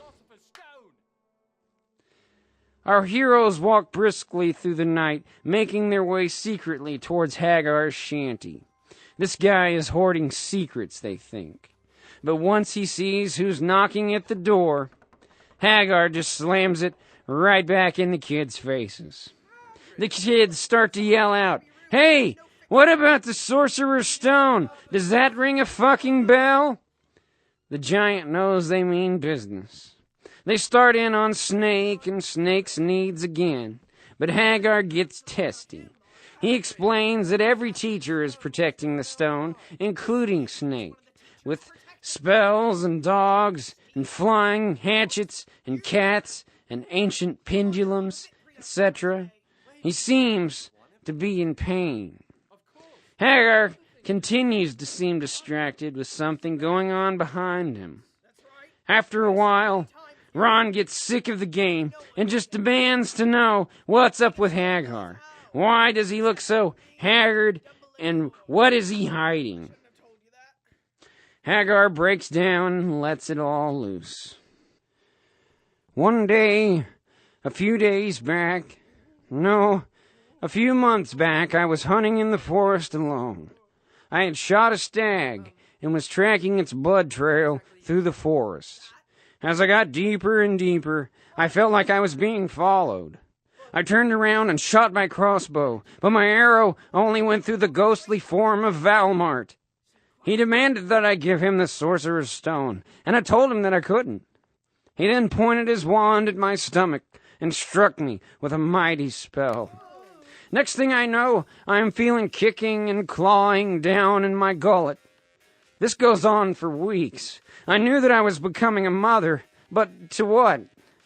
Later on, during a boating accident in shark-infested waters, me and some friends were stranded, treading water while sharks fed on us.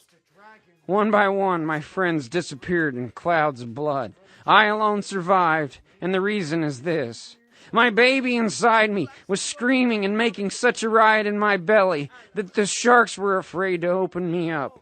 So they let me live, and I was found later by some fishermen. A week ago, I finally birthed this egg. Apparently, I'm the mother of a dragon.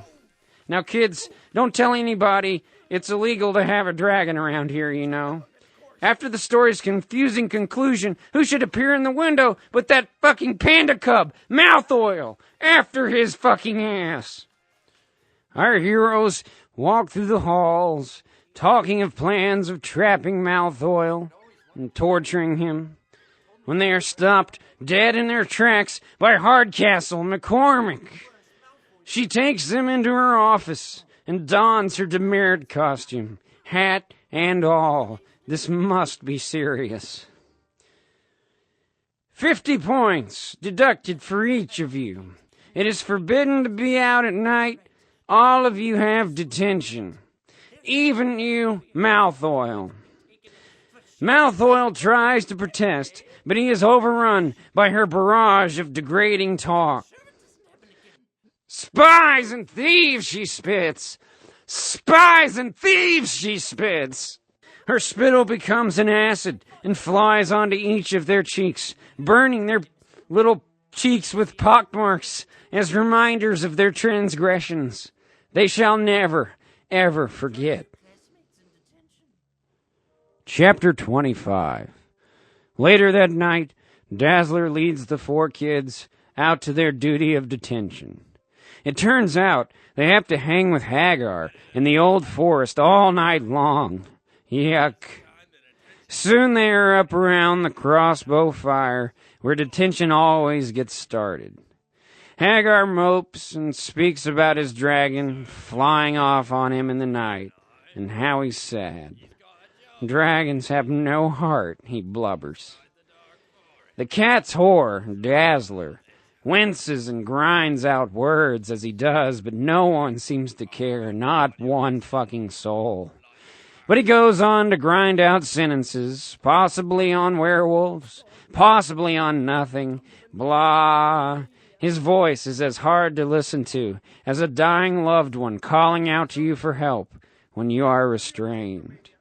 He gives up on using his words and tries to communicate with only his eyes. Oh, how they bulge and struggle to convey unthinkable meaning. He is trying to say with his eyes that the kids will surely be destroyed in the forest tonight, so it is just as well that he is indecipherable to the children. Finally, after all of this, Hagar breaks up the stream of incoherence and signals that it is time to go. He grabs his crossbow and his scabbard full of arrows. Leaves are even scared of this cold, evil place, and never settle, but try to ride wind out from among the trees that have dropped them. Hagar, after a while of tracking, kneels down and knowingly dips his finger into a shimmery pool of unicorn urine. He explains that a prize-sized unicorn is nearby, and with their help, he will kill it with his crossbow and win a prize in a local contest. The kids seem truly interested in the hunting lore that Hagar bestows. Unicorns travel in pairs, unicorns are white, unicorns like apples, etc. Hagar seems put off and distant, sullen. His dragon baby has clearly ran away with his heart. Hagar decides to split up the group, and everyone is eager for the hunt. Harry and Mouth Oil are teamed up together. Now, Hagar only does this because Harry is an enormous threat, and even though Mouth Oil is a son of a fuck, he is a powerful little puke. So the two are put together, seeing how they'll probably do fine without the help of Hagar and the crossbow of Kazakhstan.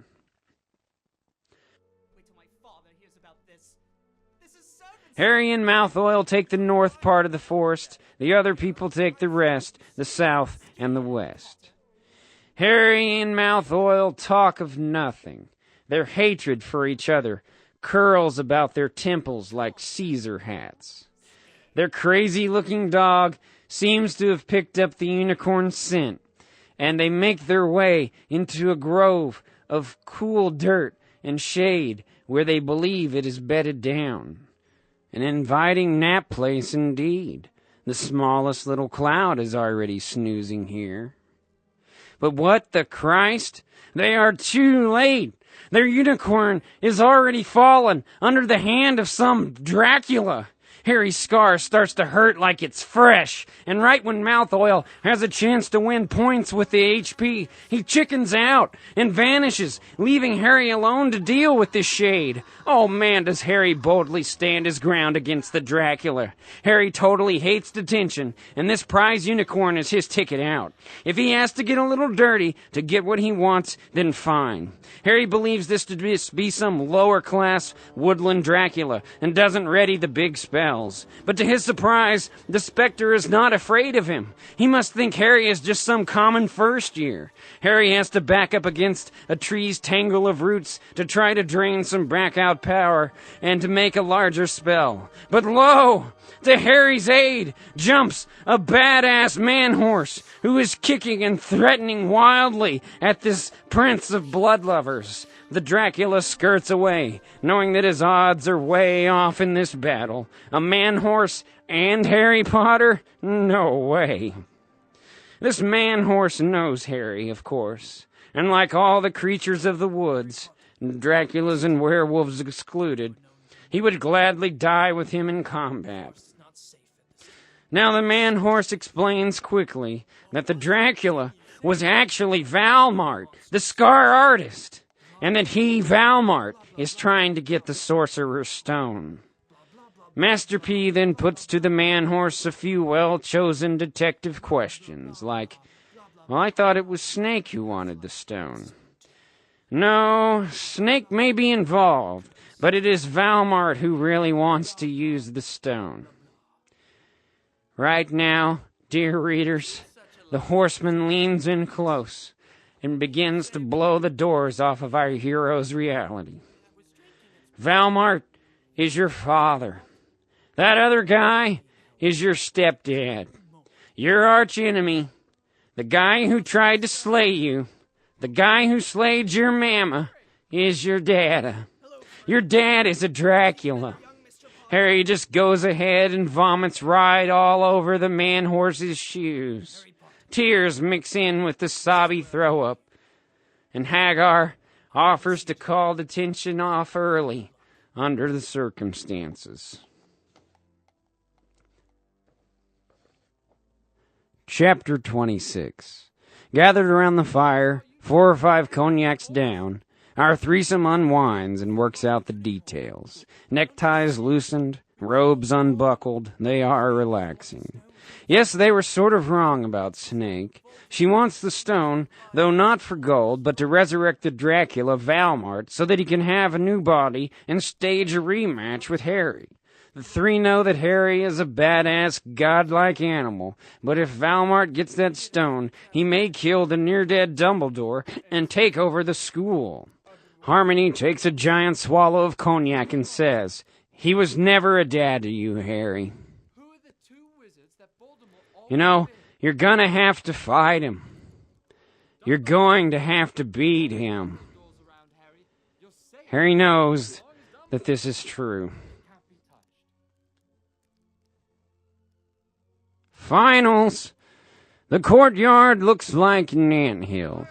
Our three stroll confidently, but Harry seems to be nursing a head that dealt with one too many cognacs. The tests are pretty easy compared to the shit these kids are dealing with in their free time. Harry sometimes wishes his life was as simple as Upfish's. They talk of lunch and break onto the common ground, when a child-summoning tone flows over them, and they are helplessly compelled to Hagar's hut. Hagar's done a little head work lately, and decides to confess that last night he told a Dracula-looking dude in a bar that the three-headed guard dog falls asleep easily when he hears music. Hagar had to summon the young detectives to get this off his chest. Harry is inconsolable. He talks right over Hagar. What could have made you say that? What do you think this is? A fucking free-for-all of facts? Why don't you go and get on the school PA and tell everyone my dad is Valmart and that I'm half Dracula? I mean, what fucking good are you? Why don't you learn to keep a goddamn secret, you hairy piece of shit? God, Harry is ragged. He has had a long day, and good manners are secondary to his cause. Next, Harry and his team rush into Hardcastle's class, all gangbusters. They start explaining that the stone is in danger, and that they have to get Dumbledore in order to protect him. Hardcastle is just flabbergasted with all this news. She informs the kid that Dumbledore is in London for the weekend. "Crumbs and carrots!" cries Harry. "The stone is doomed." He goes on to say, "You better be up there guarding that stone personally, Hardcastle, 'cause if it's gone and Dumbledore gets hurt, I am going to hand you your ass when this is all said and done." He is ravenous at this point. Fuck this. Out in the hall, just as the three detectives are beginning to formulate a plan, who but Snake arrives and darkens the hallway with her black robes galore. Again with the face. Again with the eyes. "What are you kids doing here?" Three young Gryffindors such as yourselves be doing "Well, inside. we fucking go to school here." We're outside. "You will be schooled here." A staring match ensues.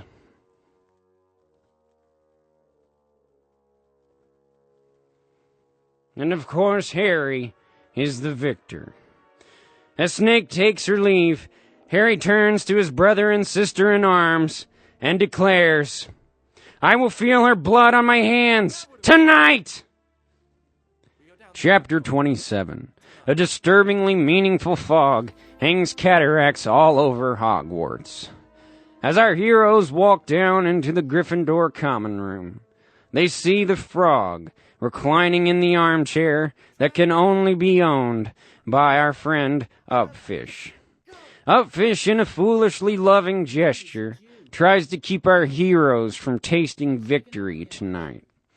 He puts up his little dukes and sucks in his quick, stupid little breaths. He is sweet, but he is being a nuisance. So Harry, wasting no time, dispatches Harmony on Upfish. A quick popsicling spell, and Upfish is out. They non-verbally decide to just leave him there without a blanket, so that maybe he could think about what he's done and what brotherhood really means around here in the Gryffindor school.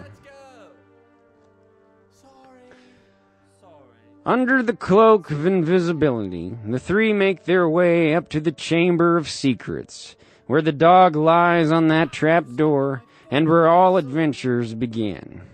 Again, Harry lets Harmony take the lead. She is just so much faster with the lock spell than he is. The lock is turned into a dove, and the door is slowly advanced open. But the children are disgusted to see that the dog is already fast asleep.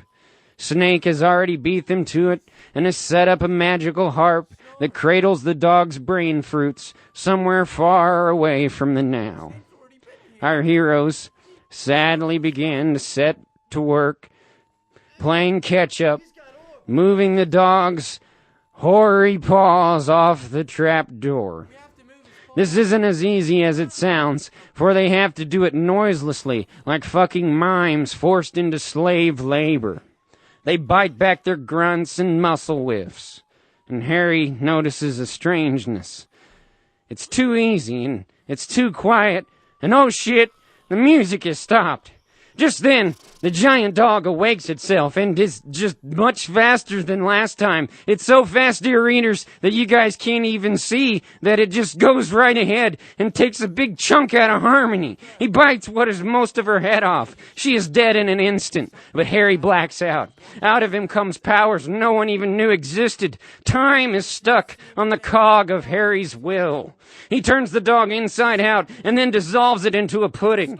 Harmony is in two pieces, but Harry, with eyeballs turned completely white, recapitulates her form and blows life into her. She is full and is the Harmony of old and is acting like nothing ever even happened. So Harry comes out of the power coma and thinks nothing happened also.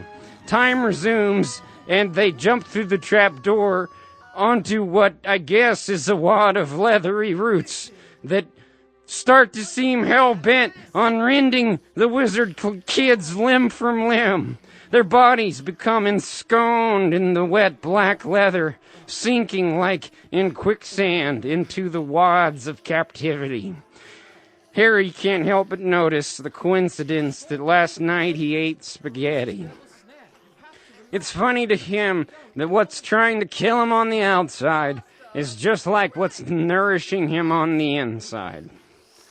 Harmony has escaped with some sort of shrewd spell. She tries to explain it to the others, but they just can't understand it. She goes ahead and casts a releaseums on Harry, and he is freed.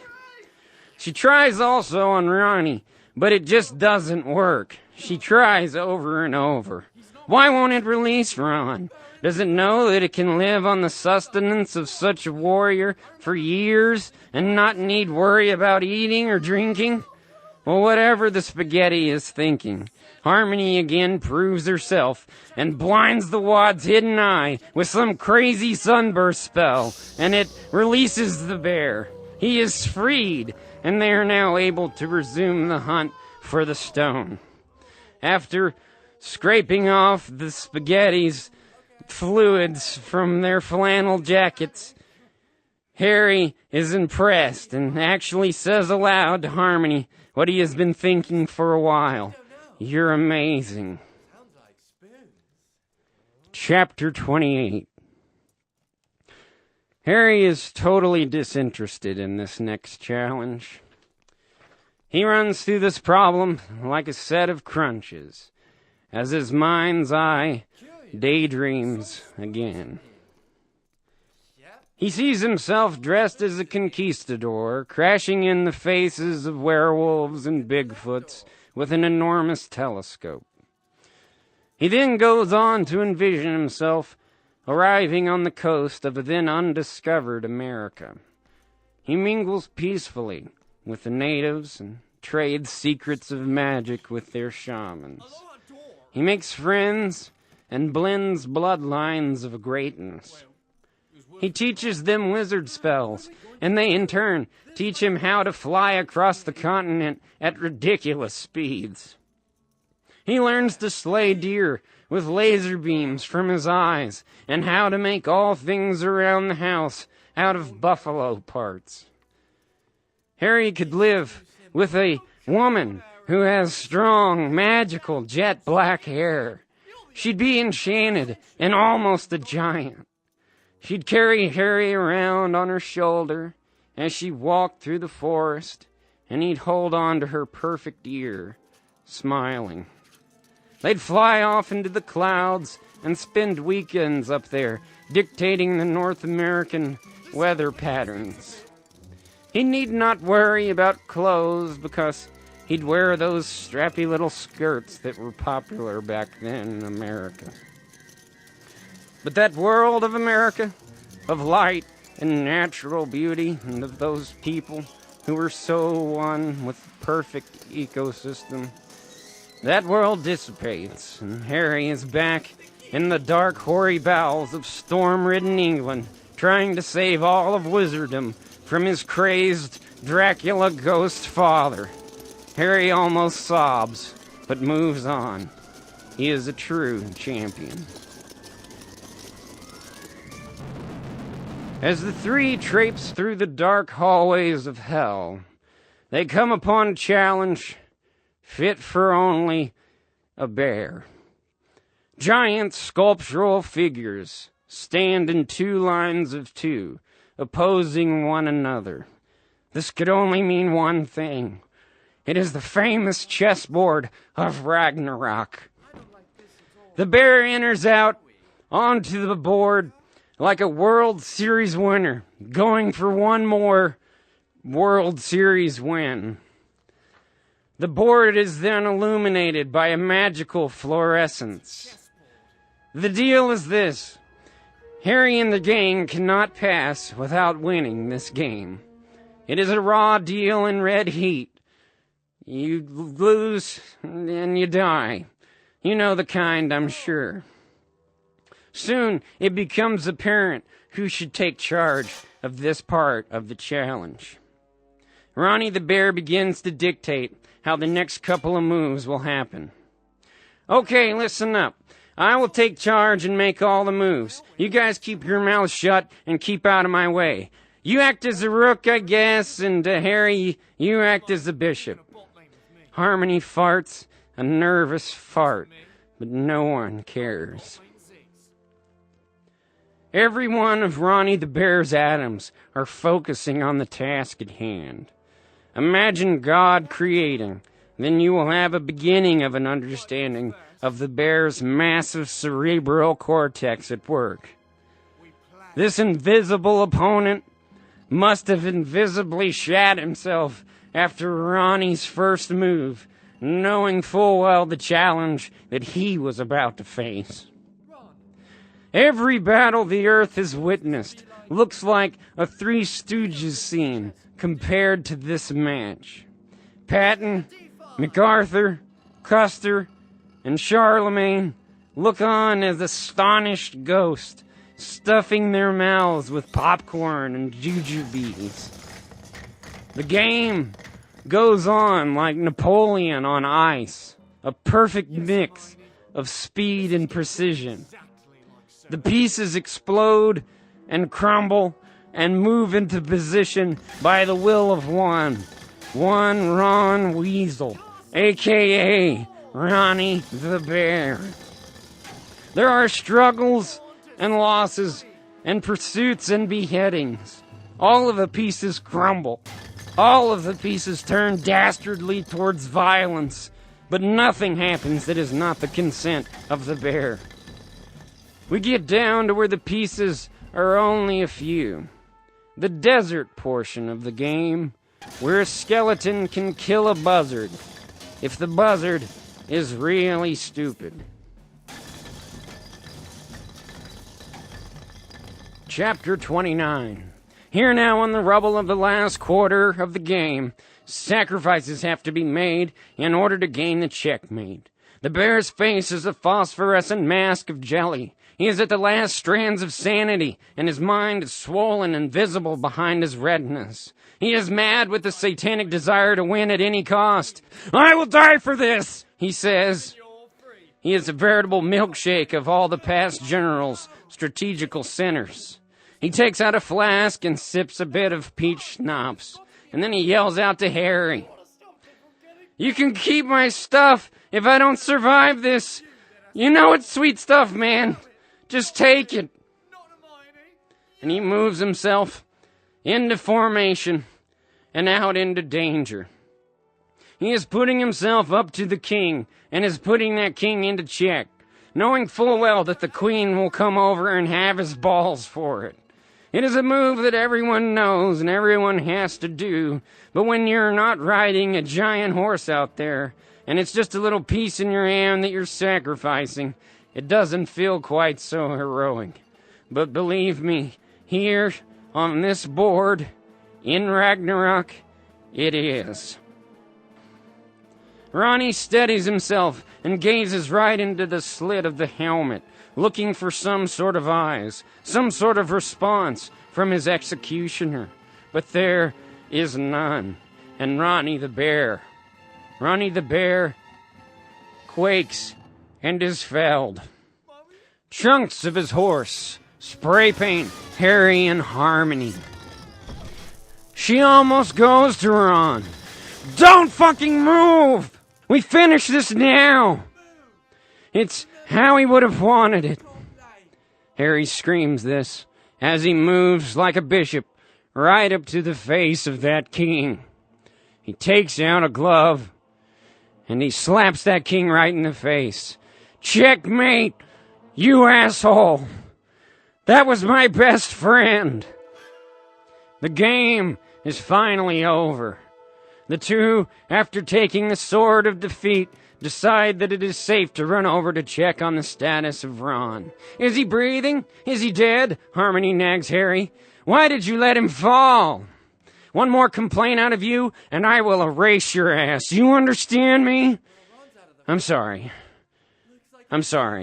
It's just the pressure talking. Harry takes a deep breath and remembers what he's down here for.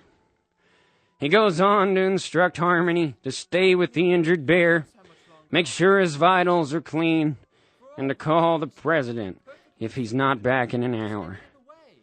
He knows what is next. He feels it. And he is ready for the challenge.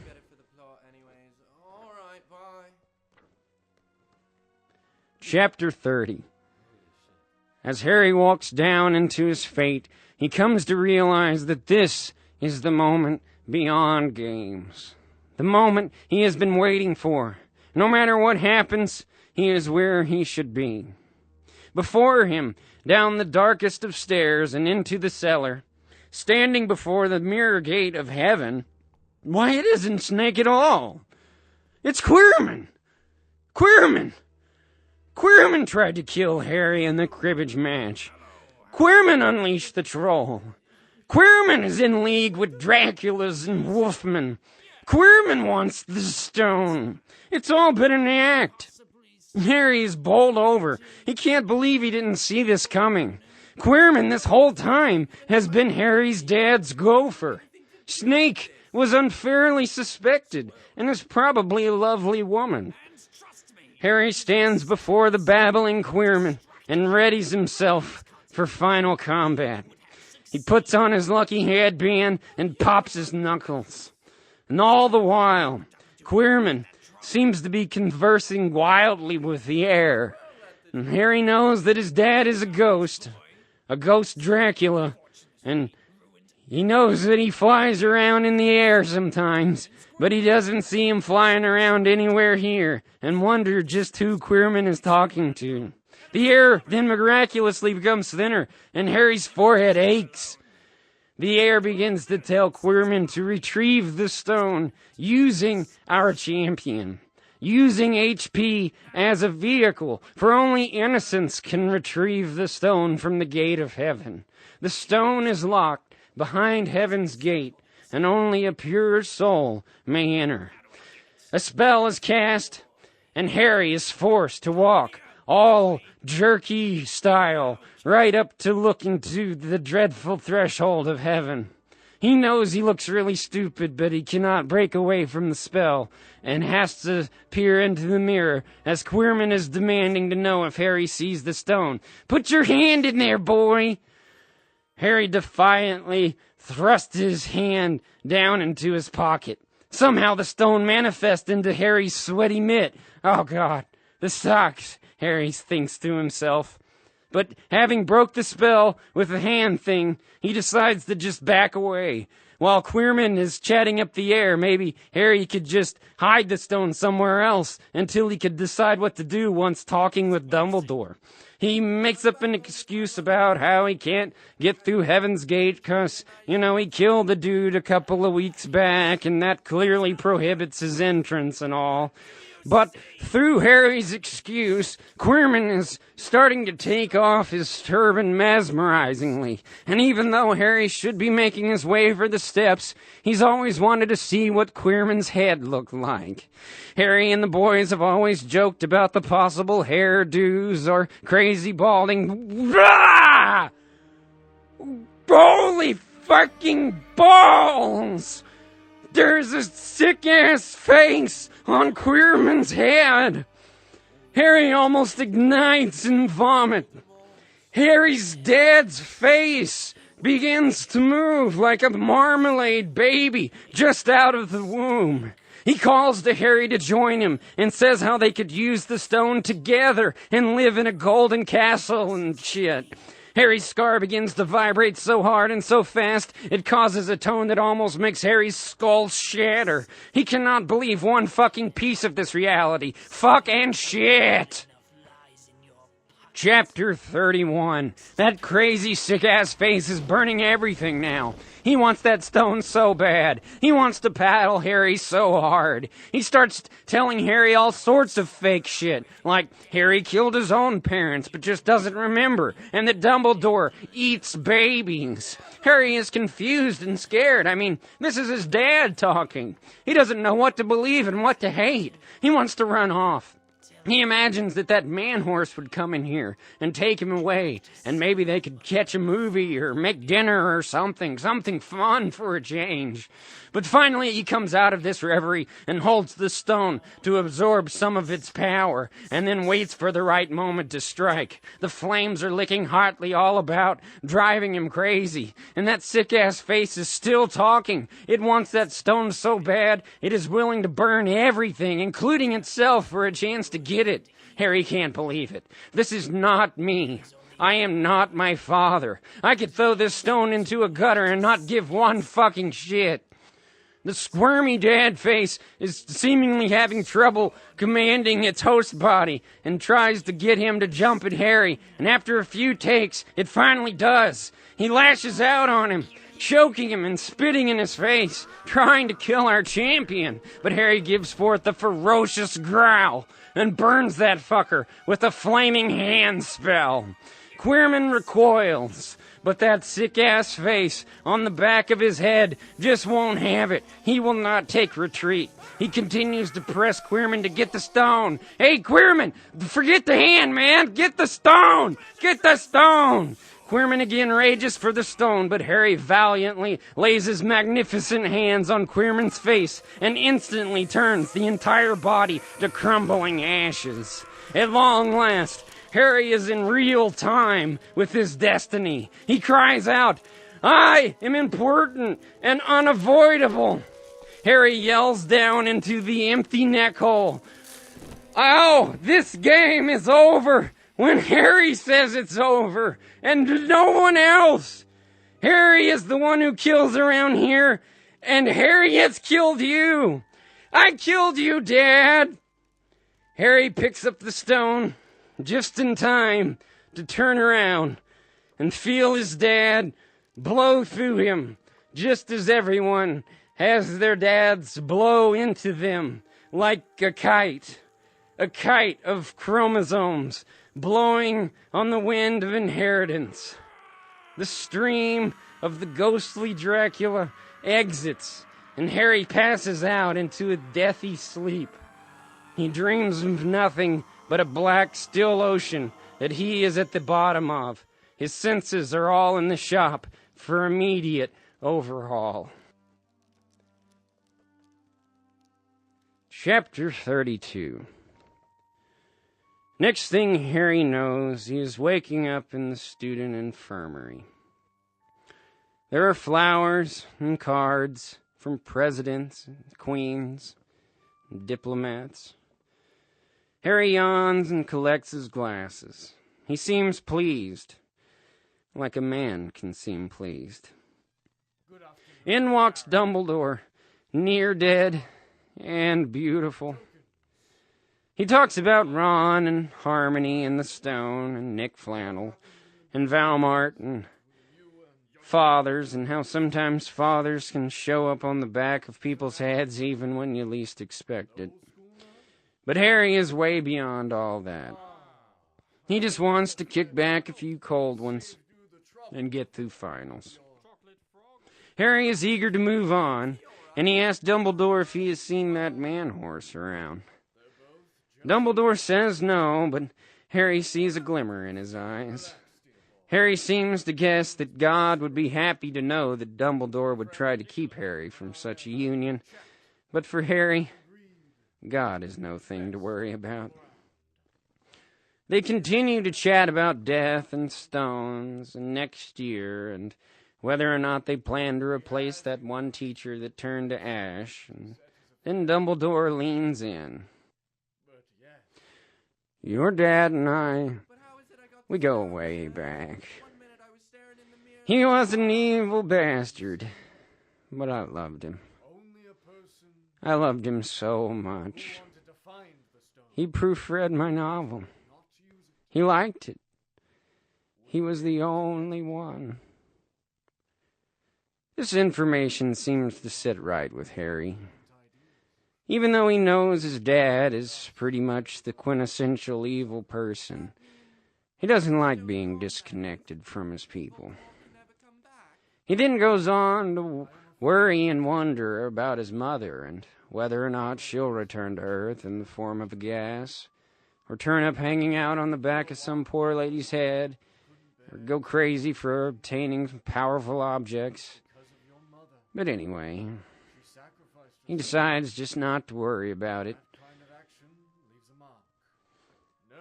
As he tells Harry a funny little joke about a drunken werewolf, a crippled witch, and a fold-out couch, Dumbledore begins to pick over what's left of Harry's candies. Nurses hum and scuttle about, making little actions and noises that Harry decides are perfect sounds to fall asleep to. Dumbledore the scavenger takes all the red ones from Harry's jelly beans. Harry, watching, seems to just not care.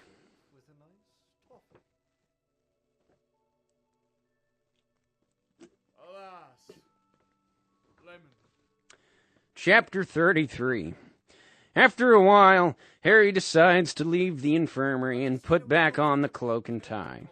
He walks out strong and encounters his playmates that have been anxiously awaiting him. They quickly compare notes on the adventure and exchange shit-eating grins. They all feel great. The cafeteria is a crazed sea of almost vacationing students. The only thing that stands between the kids and summer vacation is Hardcastle McCormick's Hokey Points Award show.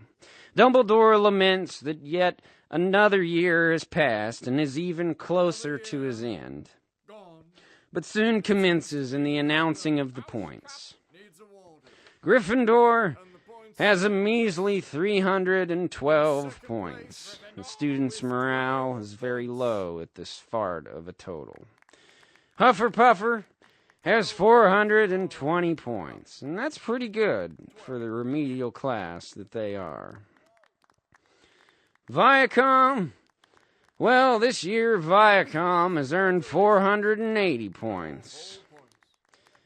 And Slytherin has an even 6,000 points.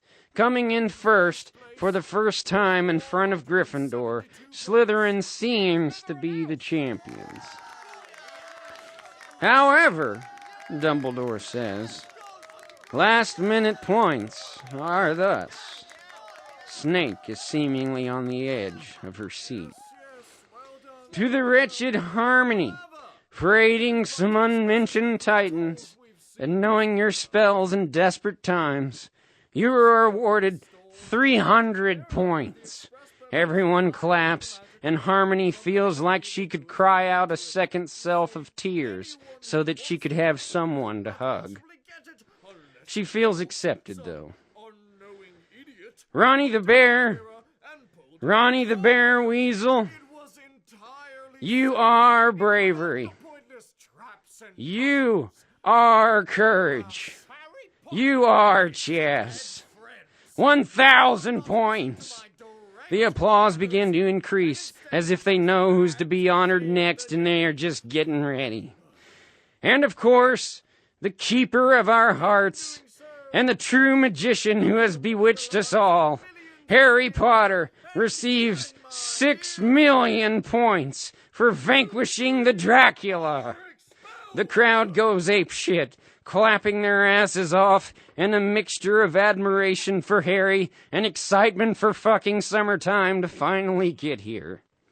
The new points mean that Gryffindor are now the champs of the year. They get to hold the trophy and drink from it whatever they wish. The entire cafeteria, mouth oil, snake, and pit stains included, join in supporting Harry and summertime. The applause are gigantic.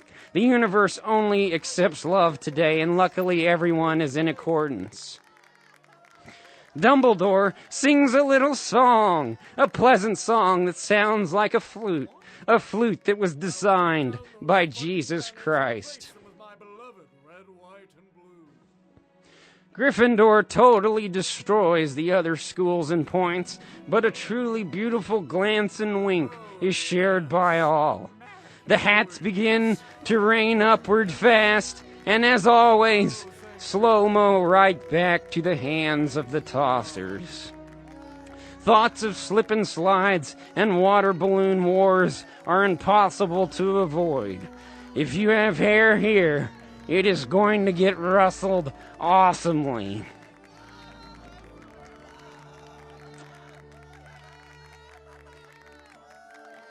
Chapter 34.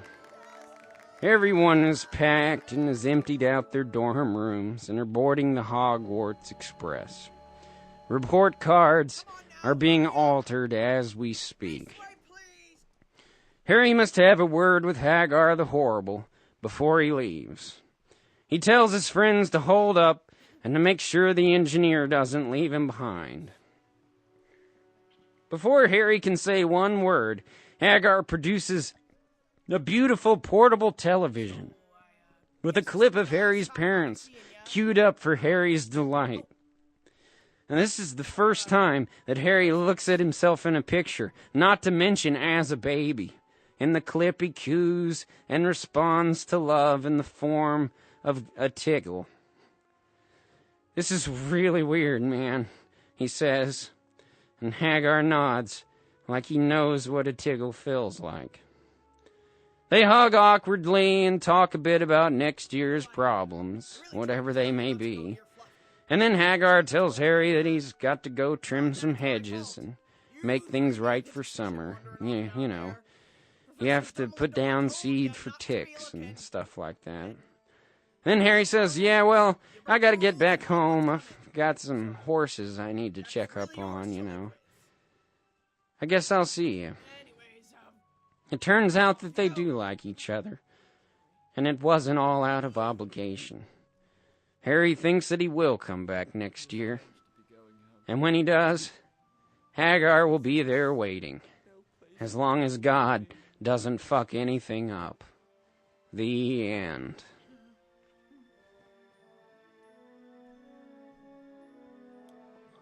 Oh, wave.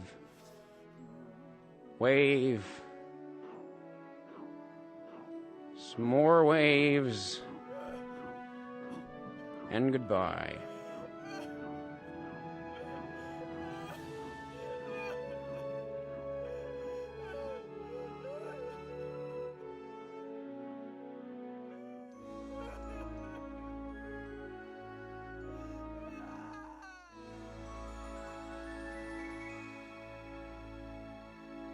Chapter 35.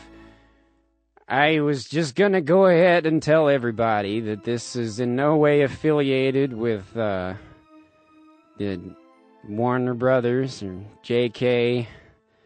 R. Dogs or Chris Columbus or the Radcliffe Foundations. This is a total not for sale fan thing and was done to be fun only. But if you are interested in yelling at me or telling me I'm an awesome dude, you can get in touch with me at creasedcomics.com. You can give me a holler, and I'll probably won't ever talk to you about it, but I'd like to hear what you have to say.